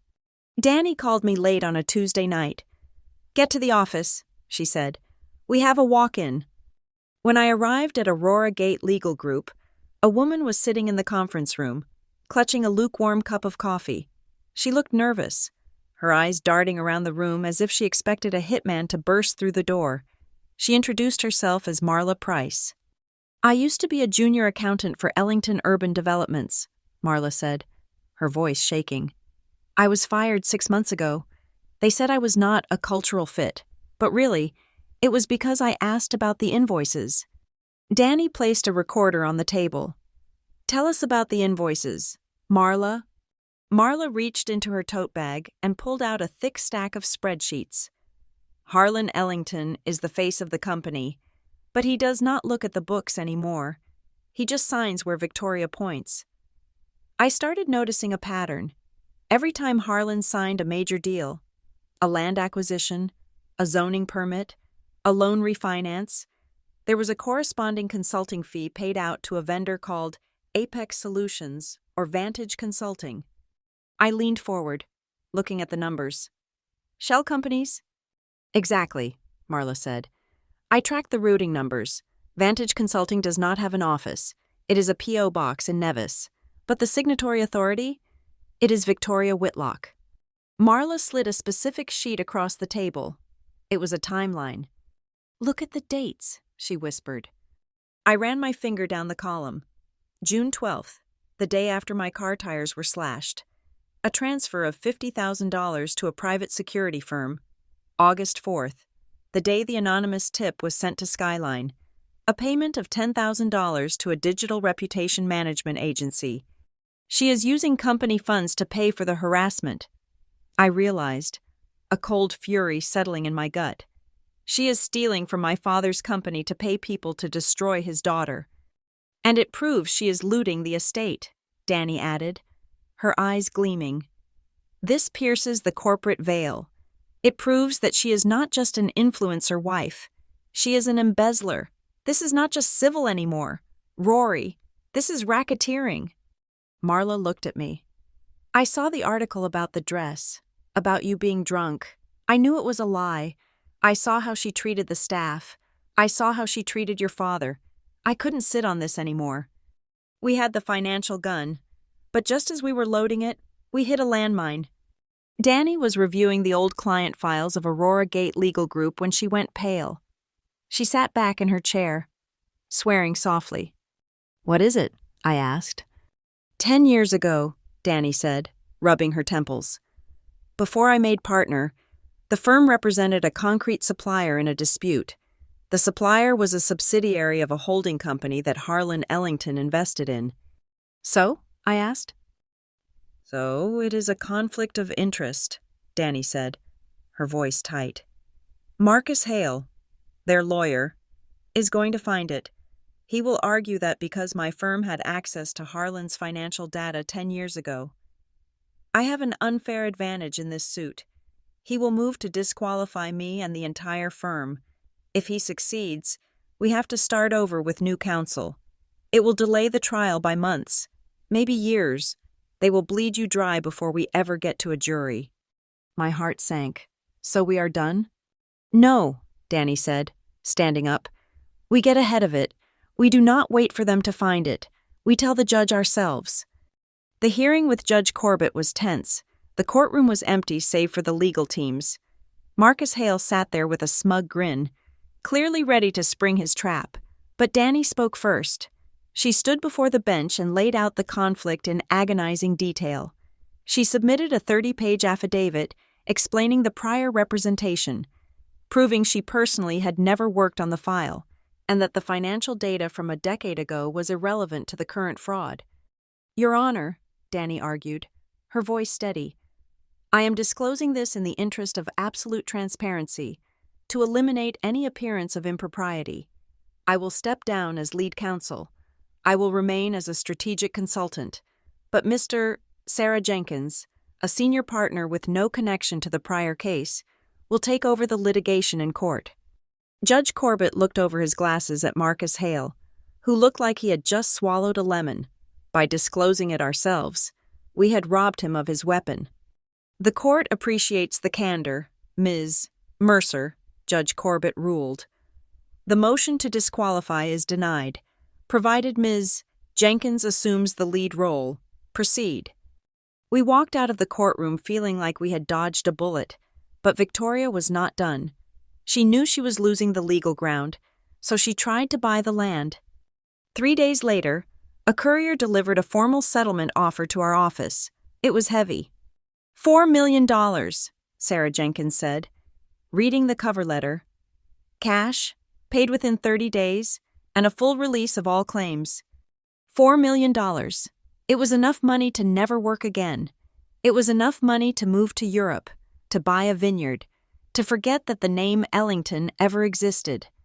They are terrified, Danny said, pacing the office. They know about Marla. They know about the recording. This is their Hail Mary. I looked at the paper. I looked at the zeros. And then I looked at the picture of the blue dress I kept on my phone. No, I said. Sarah looked at me. Rory, this is a guaranteed win. Trials are risky. Juries are unpredictable. $4 million is life-changing money. It is not about the money, I said, my voice quiet but steady. If I take this, I sign an NDA. I have to agree that the abuse never happened. I have to agree that the will was never forged. I have to sell my truth to her. I looked Danny in the eye. Tell them no, and tell them exactly why. What do you want me to say? Danny asked. Tell them I do not want her money, I said. Tell them I want everyone in Denver to know how she hit me. I want them to know she is a thief. I want them to know she is a liar. I am not settling for a check. I am settling for a verdict. When we rejected the offer, the atmosphere shifted from hostile to dangerous. Victoria realized that I could not be bought, which meant I had to be destroyed. The next morning, a blog post appeared on a legal watchdog site. It detailed a rumor that Daniela Mercer, the aggressive litigator suing the Ellington estate, had once suborned perjury in a case 5 years ago. It cited anonymous sources, claiming Danny had coached a witness to lie. She is coming for your license, I said, reading the post on my phone. Danny, she is trying to get you disbarred. Danny laughed. It was a dry, sharp sound. She opened her desk drawer and pulled out a thick file. Let her try, Danny said. I knew she would do this. That case she is referencing? I kept the unedited deposition tapes. I have proof the witness was telling the truth. I have been saving it for a rainy day. She slammed the drawer shut. Victoria thinks she is playing a PR game, Danny said. She thinks if she throws enough mud, we will get tired of cleaning it off. But she forgets one thing. What is that? I asked. We are not trying to look clean, Danny smiled. We are trying to win. The phone rang again. It was Sarah Jenkins. They just filed a motion to suppress the Snowpine recording, Sarah said. They are arguing it was an illegal wiretap because they had a reasonable expectation of privacy in their own home. It is a one-party consent state, Danny shot back, and Rory was a party to the conversation. They are arguing she was trespassing, Sarah said. They claim they revoked her invitation the moment she arrived. Then we will see them in court on Monday, I said, grabbing my coat. The war was no longer happening in the shadows. The bribes were gone. The polite offers were gone. We were heading into the trenches, and I knew that by the time this was over, one of us would be left with nothing. And for the first time in 10 years, I was absolutely certain it would not be me. The envelope that arrived at Aurora Gate Legal Group 3 days later did not have a return address, but it carried the distinct scent of fear. It was a plain manila mailer, identical to the thousands that pass through the postal system every day. Yet when the receptionist placed it on Danny's desk, it felt heavy with implication. Inside, there was no letter. There was no demand for money. There was only a single photograph printed on high-gloss paper. It was a picture of Victoria's dressing room in the mansion. I knew that room. I knew the smell of the lavender potpourri she kept in crystal bowls. I knew the texture of the silk rug where I had once stood while she critiqued my posture. In the photograph, a large oil painting of a European countryside that hung on the north wall had been circled in thick red marker. On the back of the photo, scrawled in hurried, jagged handwriting, was a single sentence. Not everything was burned. Danny stared at the handwriting, her eyes narrowing. "It is Elliot," she said, her voice low. "He is the only one who could get into her private sanctuary long enough to take this. He is giving us the map. Rory." We did not waste time debating the ethics of an anonymous tip. We had the recording of my father admitting to the destruction of the will. We had the testimony of a coerced lawyer, and now we had a location. Danny went straight to Judge Corbett. She argued that based on Harlan's own confession on the tape, there was an active and ongoing effort to destroy evidence material to the case. She argued that if we waited for discovery, the evidence would be ash before we ever saw it. Judge Corbett signed the search warrant at 4 p.m. 2 hours later, I was standing in the foyer of the Ellington estate, flanked by 2 uniformed sheriff's deputies and a forensic investigator. The house was quiet in a way that felt unnatural. Victoria and Harlan were there, seated in the living room under the supervision of another officer. I could not see them, but I could hear Victoria's voice, shrill, indignant, threatening to call the governor, the mayor, and anyone else who would listen. The lead deputy looked at me. "Ms. Ellington, show us the room." Walking up the grand staircase felt like walking backward in time. Every step creaked with a memory I had tried to suppress. The railing under my hand felt cold. I guided them down the hallway, past my old bedroom, which had been converted into a guest suite, and stopped in front of the double doors at the end of the hall. Victoria's dressing room. I opened the door. The room was exactly as it appeared in the photo. It was a temple to vanity, lined with mirrors and cream-colored cabinetry. The air smelled of expensive perfume and stale secrets. "That painting," I said, pointing to the landscape on the north wall. The deputy stepped forward. He wore blue latex gloves. He gripped the heavy gilded frame and lifted it away from the wall. Behind the canvas, the drywall had been cut away to reveal a steel safe face, flush with the studs. It was a high-end model, biometric and digital. "We need a code," the deputy said, looking at the keypad, "or we drill it, which will take hours." He tried the obvious numbers first. He punched in the year of my father's birth. The keypad flashed red. He tried the date of their wedding anniversary. Red again. He tried Victoria's birthday. Red. The deputy sighed, reaching for his radio to call for the drill team. "Wait," I said. I stepped closer to the safe. I thought about Victoria. I thought about the way her mind worked. She was a narcissist. Yes, but she was also deeply, pathologically jealous. She hated my mother. She hated that Harlan had loved someone before her. She hated that I existed as proof of that love. But she was also obsessed with her own victory. She viewed her arrival in this house not as a marriage, but as a conquest. There was one date she refused to let anyone speak aloud in the house. One date that, if mentioned, would cause her to leave the room in a cold fury. It was the day my mother died, the day the position of Mrs. Ellington became vacant. Try July 14th, 1998. I said, 071498.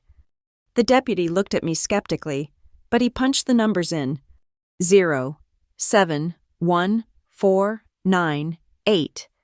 The mechanism whirred. A heavy metallic clunk echoed in the quiet room.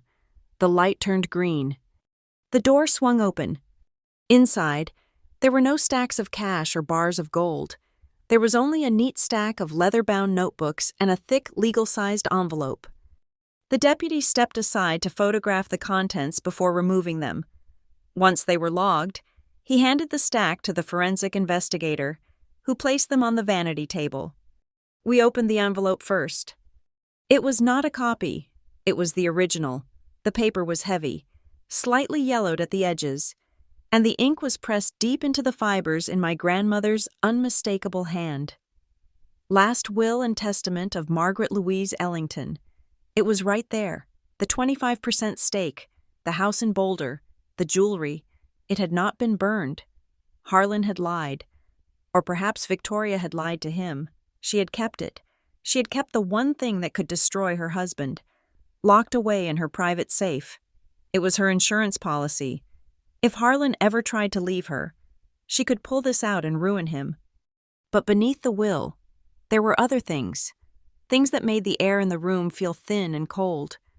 There was a receipt from a boutique in Aspen called The Gilded Rack. It was dated 7 days after the night of the gala 10 years ago. The item description read, "Vintage silk gown, severe damage to right bodice, sold as scrap repair project." And there was a note stapled to it, in Victoria's handwriting. Clear traces. Turn accident into money. Do not let Harlan see. She had not just sold the dress. She had documented the cover-up. I reached for the stack of notebooks. They were diaries. Victoria had kept a log of her life, not out of sentimentality, but out of a need to record her own brilliance. I opened one dated from the year I turned 19. The entry for August 3rd read, "The girl is becoming a problem. She is too loud. Harlan is starting to listen to her. I need to drive a wedge. If she goes to that gala looking like her mother, he will get sentimental. I have to handle the dress issue." I turned the page to August 5th, the day after the assault. It got messy. She provoked me, but Harlan took my side. He always will. I told him she was hysterical. He believes what makes his life easier. I have to make sure she leaves for good. If I push her hard enough, she will run, and she will never come back for the money. I felt sick. It was all there. The calculation, the malice. It was not a crime of passion. It was a corporate restructuring of a family, executed with violence. At the bottom of the safe, tucked into the back corner, was a small silver USB drive. It looked old, the casing scratched. The investigator plugged it into his field laptop. Danny and I crowded around the small screen. The video was grainy, black and white, stamped with a date and time from 10 years ago. It was footage from a security camera mounted in the upstairs hallway, a camera I did not even know existed back then. On the screen, I saw myself. I was 19, wearing the blue dress. I was backing out of a room, my hands raised, and then Victoria appeared. The angle did not show the inside of the room where the slap happened, but it showed the aftermath. It showed Victoria lunging into the hallway. It showed her grabbing a handful of my hair. It showed her dragging me, stumbling and terrified, back toward the open door of the dressing room. The audio was muffled but audible. "You ungrateful little bitch, get back here!" And then, the sound of the door slamming shut. The video continued to run. For 3 minutes, there was no image of us, only the audio picked up by the hallway microphone. I heard a scream. It was my scream. I heard the sound of something heavy hitting the floor. I heard the sound of fabric ripping, a sharp, tearing noise that cut through the static. And then, I heard Victoria's voice. breathless and low, seeping through the wood of the door. No one in Denver needs to see you in that cheap rag. I stared at the screen. I was shaking. I had lived that night 1,000 times in my nightmares. But seeing it, hearing it, was different. It was objective proof. It was not a memory that could be gaslit away. It was a documented event. Danny reached out and closed the laptop. Her hand was trembling, just slightly. She looked at the diaries. She looked at the original will. She looked at the receipt. "This changes the venue." "Rory," Danny said, her voice barely a whisper. I looked at her. "What do you mean?" "This is not just a civil lawsuit anymore," she said, looking toward the door where the police were waiting. "We are not just suing for damages. We are handing this to the district attorney." She picked up the diary and tapped the page where Victoria admitted to the strategy of driving me out. "Forgery is a felony," Danny said. "Assault is a felony. But this systematic, documented campaign to defraud you of your inheritance using violence and psychological warfare? This is a RICO case. This is organized fraud." She looked me in the eye. "We are going to put her in prison, Rory, not for a few months, for a very long time." The deputy stepped back into the room. "We have enough to seize the contents of the safe," he said. "We are tagging it all into evidence." As I walked out of that dressing room, leaving the empty safe gaping open like a wound in the wall, I felt a strange lightness. The house did not feel like a monster anymore. It just felt like a pile of wood and stone where bad things had happened to a girl who no longer existed. I walked down the stairs, past the living room. The police were escorting Victoria and Harlan out the front door. They were not in handcuffs yet, but they were being taken in for questioning regarding the contents of the warrant. Victoria looked up as I descended the stairs. Her face was pale, stripped of its usual composure. She saw the evidence bag in the deputy's hand. She saw the diaries. For the first time in my life, she did not look at me with disdain. She looked at me with terror. I did not stop. I did not say a word. I walked past her, out the heavy oak doors, and into the cool Denver night. The air smelled of rain and justice. Danny was right. We were not suing her quietly. We were burning it all down. And we had just found the gasoline. By the second week of the trial, the Denver District Court felt less like a hall of justice and more like a gladiatorial arena. The local press had latched onto the story with a fervor that bordered on obsession. They had branded it "The Case of the Stolen Dress and Hidden Will," a headline that screamed from every newspaper box and newsfeed in the city. I saw the effect it had on Victoria every morning when she walked past the phalanx of cameras. She held her head high, clutching her Hermes bag like a shield, but I could see the tightness around her jaw. The image of the torn blue dress had been leaked, not by us, but likely by a court clerk, and seeing her private act of violence plastered on the front page of the Denver Post was driving her insane. Inside the courtroom, the air was recycled and thick with tension. My father, Harlan, looked like a man walking to the gallows. He sat slumped beside Victoria, refusing to look at the gallery, refusing to look at me. The defense strategy, led by Marcus Hale, was brutal and predictable. They could not fight the facts, so they fought the character. Hale spent his opening hours painting a portrait of me that was almost unrecognizable. He described me not as a victim, but as a bitter, failure-to-launch millennial who was jealous of her father's happiness. He used words like estranged, unstable, and greedy. He called me a spinster in everything but name, pointing out that I was nearly 30, unmarried, and living in a transient neighborhood, implying that my lawsuit was nothing more than a retirement plan funded by Daddy's money. When it was my turn to take the stand, I felt a calm I did not expect. I walked to the witness box, placed my hand on the Bible, and swore to tell the truth. The room went silent. Sarah Jenkins, my lead attorney, guided me gently to the night of the gala. "Tell us about the dress, Rory," she said. I took a breath. I looked at the jury. I saw a middle-aged woman in the second row, a teacher, watching me with intense focus. "It was blue silk," I said, my voice steady. My grandmother sent it to me. I was 19. I felt beautiful in it. It was the first time since my mother died that I felt like I belonged in that house.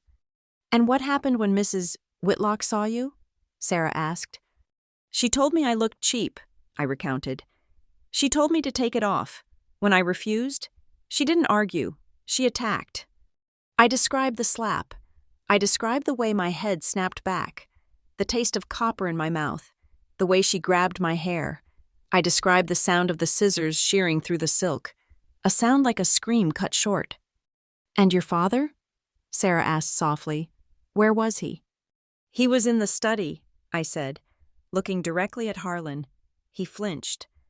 I ran to him. I was bleeding from the lip. I was holding the pieces of my dress. I begged him to help me. What did he say? He checked his watch, I said, letting the memory fill the room. He told me not to make a scene. He said, "It is just a dress." He told me I was upsetting Victoria. I saw the teacher in the jury box wince. A man in the back row crossed his arms, his expression hardening as he looked at Harlan. They were not seeing a property dispute anymore. They were seeing a father betray his daughter. Marcus Hale stood up for cross-examination like a shark smelling blood. He buttoned his suit jacket and approached the stand with a sneer he tried to disguise as a smile. "Ms. Ellington," Hale began, his voice smooth, "you claim this event was traumatizing. Yet, you continued to accept tuition money from your father for years after, did you not?" "My grandmother paid my tuition," I corrected him. Hale paused, annoyed. He shuffled his papers. "Let us talk about your state of mind. You have been in therapy for several years, haven't you? Dr. Evans in Lohi?" I stiffened. "Yes, I see a therapist." "And in those sessions," Hale pressed, leaning in, "did you not discuss feelings of inadequacy, feelings of jealousy toward your stepmother? In fact, didn't Dr. Evans prescribe you medication for anxiety?" He was trying to weaponize my mental health. He was trying to tell the jury that because I sought help for the trauma they inflicted, I was too crazy to be believed. At the plaintiff's table, Danny shot up. Technically, Sarah was the lead counsel, but Danny was the architect, and she would not let this pass. "Objection!" Danny barked, her voice cracking like a whip. "Relevance and prejudicial. The fact that my client sought mental health treatment after being abused is a sign of responsibility, not instability. Mr. Hale is attempting to stigmatize medical care to distract from his client's violence." Judge Corbett looked at Hale over his glasses. "Sustained. Mr. Hale, tread carefully. We are not litigating the plaintiff's serotonin levels. We are litigating fraud and assault. Move on." Hale retreated, flushed and angry. He had taken his shot and missed. Then came the evidence that sucked the air out of the room. "Your Honor," Sarah announced, "we would like to introduce Exhibit 42, digital video file recovered from the safe in the defendant's dressing room." The bailiff dimmed the lights. The large monitors facing the jury flickered to life. The video was grainy, black and white, but the horror was high definition. The jury watched as the 19-year-old version of me appeared on screen, backing away, hands raised. Then Victoria lunged into the frame. Gasps rippled through the gallery. It was violent. It was animalistic. She grabbed my hair and dragged me backward. The door slammed. Then came the audio. "You ungrateful little bitch." The scream, my scream, echoed through the silent courtroom. It was a sound of pure terror. Then the ripping noise. And then Victoria's voice, cold as ice. "No one in Denver needs to see you in that cheap rag." I watched the jury. They were transfixed. The teacher had her hand over her mouth. Even the judge looked disturbed. I looked at Victoria. She was staring at the screen, her face pale as a sheet. Her hands were trembling so badly that the pearls on her wrist clicked against the table. She knew, in that moment, she knew the perfect mother mask was not just cracked, it was shattered. We did not let up. We paraded the witnesses, one after another, each driving a fresh nail into her coffin. Marla Price, the accountant, took the stand. She was nervous but determined. She walked the jury through the spreadsheet, Here, Marla pointed to the screen. June 12th, $50,000 transferred to Apex Security. This was the day after Ms. Ellington's tires were slashed. And here, she continued, August 4th, $10,000 to a digital PR firm. This was the same day the smear article was pitched to the magazines. Was there any contract for these services? Sarah asked.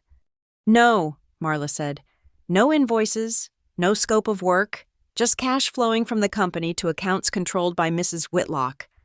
Hale tried to argue on cross-examination that these were consulting fees, but he faltered when Marla asked why a security consultant was being paid out of the account designated for interior design. Then came Caleb Dorsey. The old lawyer looked small in the witness chair. He looked like a man who had already lost everything. When asked why he forged the will, he did not make excuses. I was afraid, Caleb whispered, his voice breaking. Victoria came to my office. She told me she would ruin me. My wife was dying. I needed the money. He looked at me, tears streaming down his face. I am sorry. Rory, I stole your life because I was too weak to save my own. The courtroom was pin-drop silent. A juror in the back row wiped his eyes. Caleb wasn't a villain anymore. He was just another victim of the woman sitting at the defense table. But the final blow came from inside the house. The prosecution calls Elliot Whitlock. Victoria let out a small, strangled noise when her son's name was called. She turned to look at him as he walked down the aisle, her eyes wide with betrayal. Elliot did not look at her. He looked straight ahead, his face pale and sweaty. Mr. Whitlock, Sarah said, did you ever see your mother with a handwritten document resembling the one in evidence? Yes, Elliot said, his voice barely a whisper. Speak up, please, the judge instructed. Yes, Elliot said, louder. 4 years ago, the night after Margaret died, I saw my mother and Harlan in the study. They were putting papers into the fire, but before she burned the last one, she put it in an envelope. Did she say anything? Elliot took a deep breath. He looked at his mother then. She said, "The girl will never find it. It goes in the wall." Victoria slammed her hand on the table. "You liar!" she shrieked. "I gave you everything, you ungrateful traitor." "Order!" Judge Corbett shouted, banging his gavel. "Mrs. Whitlock, one more outburst and you will be removed." Victoria sat down, breathing hard, her chest heaving. She looked at Elliot with pure hatred. Elliot looked back, and for the first time, he didn't look scared. He looked free. Finally, the defense had no choice. Victoria had to take the stand. It was a Hail Mary pass. She believed she could charm the jury. She believed she could outsmart us. It was a disaster. Under Sarah's direct examination, Victoria was composed, sticking to her script about being a concerned stepmother. But when Sarah handed the questioning over to Danny, who had requested special permission to handle this specific witness, the dynamic shifted. Danny stood up. She didn't bring papers. She didn't bring notes. She just looked at Victoria. "Mrs. Whitlock," Danny said, "you stated earlier that you did not remember the blue dress." "It was 10 years ago," Victoria sniffed. "I have many dresses. It was a trivial item." "Trivial," Danny repeated. "Yet, we found a receipt in your safe where you sold that trivial dress for $600, and you kept a note attached to it." Danny projected the image of the note. "Turn accident into money." "If it was trivial, why did you keep the receipt in a biometric safe for a decade?" Danny asked. I keep good records," Victoria stammered. "You keep trophies," Danny corrected. "You kept the will you stole. You kept the diary where you planned to drive Rory out. You kept the video of you assaulting her." "I did not assault her," Victoria snapped, her composure cracking. "She was hysterical. I was restraining her." "We heard the video. Mrs. Whitlock," Danny said, stepping closer. "We heard you call her a bitch. We heard the fabric rip. Tell me, did you cut the dress before or after you slammed her head into the wall?" "I didn't slam her head," Victoria yelled. "She fell. She is clumsy, just like her mother was." The room gasped. Victoria froze. She realized what she had said. She had insulted the dead first wife in front of a jury that was already looking at her like she was a monster. "No further questions," Danny said, turning her back on her. By the end of the day, the defense table looked like a funeral parlor. Marcus Hale was rubbing his forehead. Harlan had his head in his hands. Victoria was staring blankly at the wall, the reality of her situation finally sinking in. As the court adjourned for the day, Marcus Hale approached our table. He looked exhausted. He held a folded piece of paper. "Ms. Mercer," Hale said to Danny, but he looked at me. "We are authorized to make a final offer, $6 million, structured payments over 5 years, plus the return of the jewelry, and we seal the record." Sarah Jenkins looked at me. "Rory, $6 million is a lot. The jury is with us, but appeals take years. This ends it today." I looked at the piece of paper. I looked at the $6 million. It was enough to buy freedom. It was enough to buy silence. Then I looked at the jury box, now empty. I thought about the teacher who had cried. I thought about Caleb Dorsey. I thought about Marla. I thought about the 19-year-old girl who had stitched herself back together in the dark. I stood up. I spoke loud enough for the reporters in the front row to hear, loud enough for Victoria to hear across the aisle. "You can keep your money," I said, my voice ringing off the mahogany walls. "I did not sue for a payout. I sued for the truth, and the truth is not for sale." I turned to Danny. "Let us finish this." Danny smiled, a fierce, wolfish grin. She turned to Hale. "You heard the client. We will see you for closing arguments." As we walked out of the courthouse, the flashbulbs blinded me, but I didn't look down. I walked straight into the light. The quote was already trending on Twitter by the time I reached my car. "Truth not for sale." The morning of the verdict, the air in the Denver District Court was heavy, thick enough to choke on. It smelled of floor wax, old coffee, and the collective anxiety of 50 people holding their breath. I sat at the plaintiff's table, my hands clasped so tightly in my lap that my knuckles had turned the color of bone. Under the heavy oak table, Danny reached out and took my hand. Her grip was warm and calloused, a physical anchor in a room that felt like it was tilting on its axis. I closed my eyes for a second. In the darkness behind my eyelids, I wasn't a 29-year-old risk analyst with a high-powered legal team. I was 19 again. I was sitting on the floor of my bedroom, clutching a pair of scissors and a ruined dress, shivering from the cold and the shock of a slap that still echoed in my ears. I remembered the loneliness of that night, the absolute certainty that no one would ever believe me, that I was small and they were giants. "All rise," the bailiff's voice cut through the memory like a knife. I stood up. My legs felt numb, but I locked my knees and forced myself to stand tall. Across the aisle, Victoria stood. She was wearing a black suit today, severe and mourning-like, as if she were attending her own funeral. Harlan stood beside her, leaning heavily on the table, his face the color of wet ash. He wouldn't look at me. He stared at the seal of Colorado mounted on the wall behind the judge's bench, perhaps realizing for the first time that the power he had wielded for so long did not extend inside these walls. Judge Corbett entered.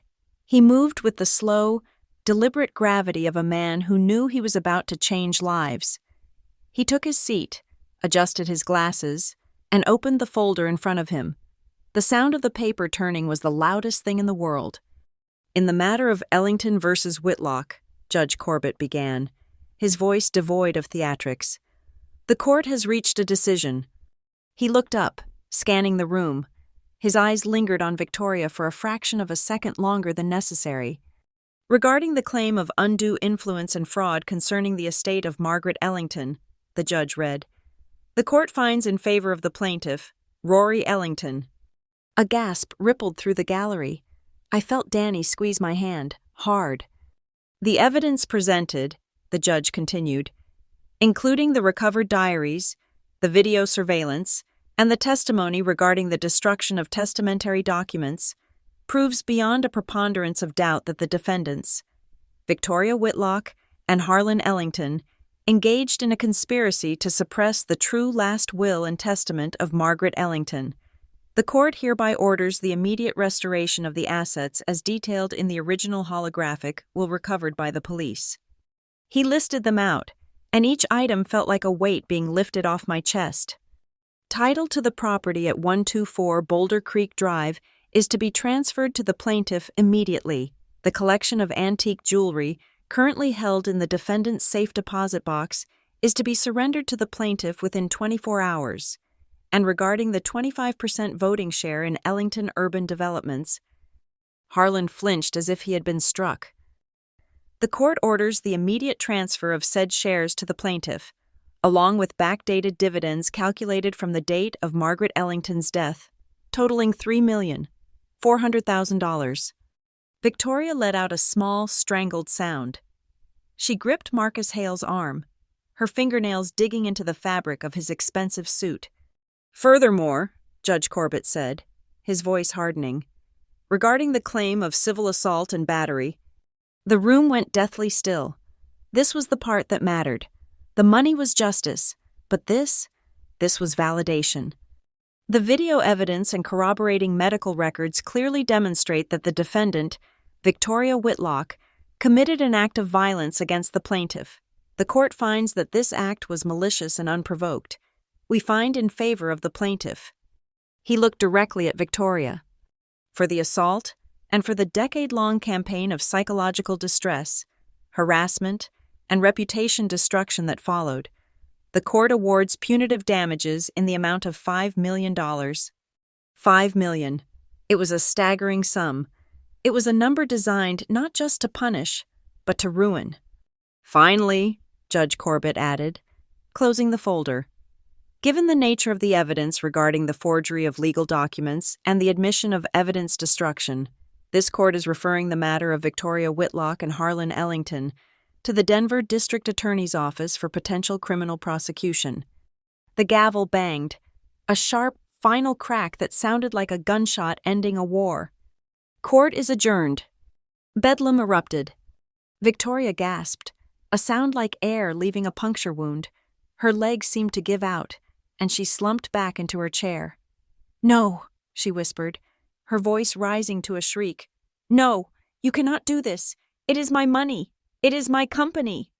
She tried to stand up, lunging toward the aisle, her eyes wild and fixed on me. "You ungrateful little brat! I gave you a home. I gave you everything." Marcus Hale grabbed her by the shoulders, forcing her back down. "Victoria, stop," he hissed. "Sit down. You are making it worse."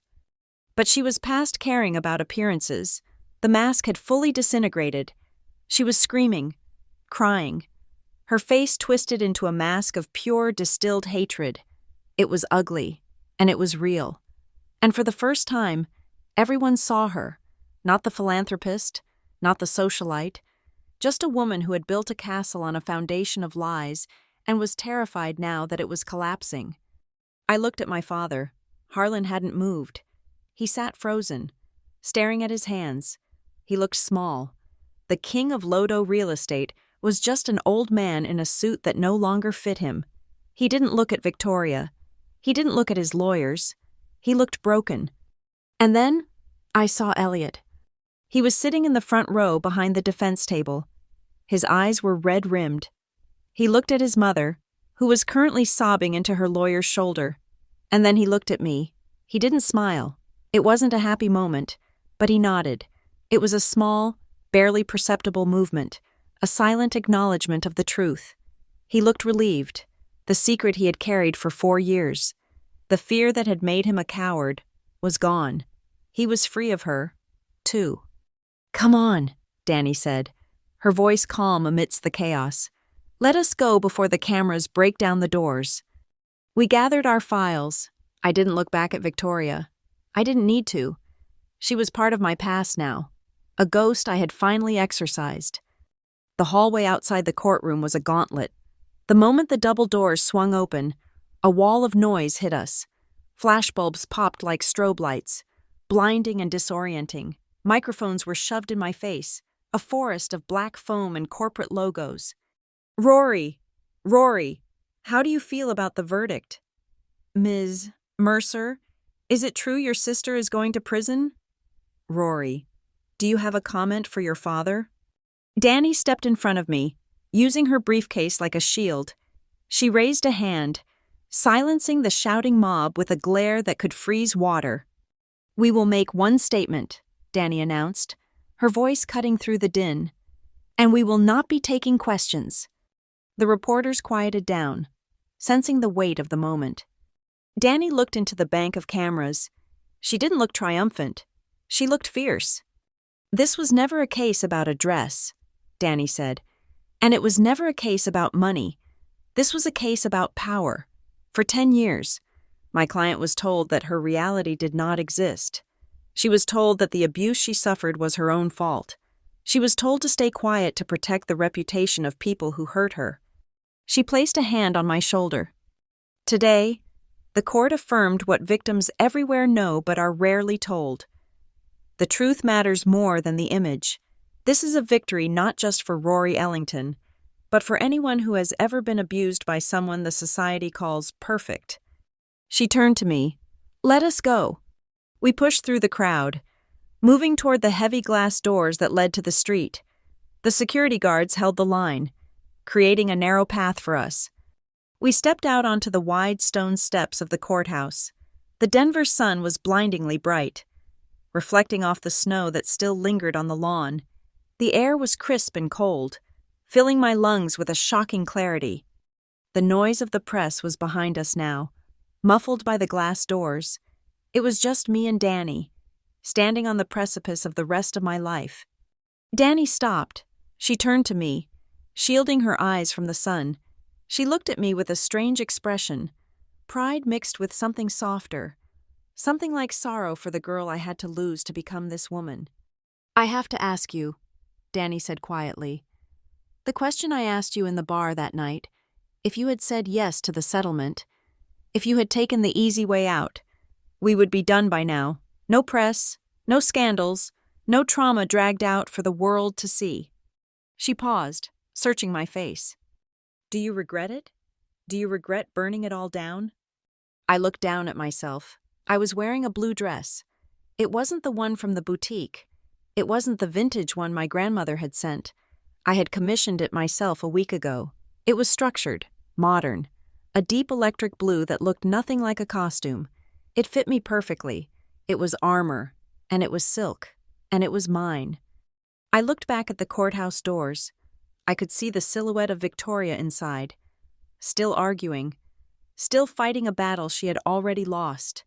If I had settled, I would be rich, yes, but I would still be afraid of her. I would still be checking my rearview mirror. I would still be the girl who ran away. If I had sued her quietly, I said, my voice steady in the cold air, I would still be the victim. I would still be the girl who got slapped because she dared to wear a dress she loved. I would have let her write the ending. I looked at Danny and smiled. It was a real smile, one that reached my eyes. Today, I said, I decided how the story ends. Danny nodded, a slow, satisfied movement. Yes, you did. We started to walk down the steps, halfway down. A group of women was standing near the fountain. They weren't reporters. They were dressed in winter coats, clutching handbags and folders. They looked like ordinary women, mothers, daughters, sisters. As we passed, one of them stepped forward. She was older, maybe in her 50s, with kind eyes and a nervous expression. She was holding a thick manila folder against her chest. Ms. Ellington? She asked tentatively. I stopped. Yes? The woman looked at me, then at the courthouse, then back at me. I watched the trial, she said softly. Every day, my stepmother. She is like yours. Everyone thinks she is a saint, but inside the house...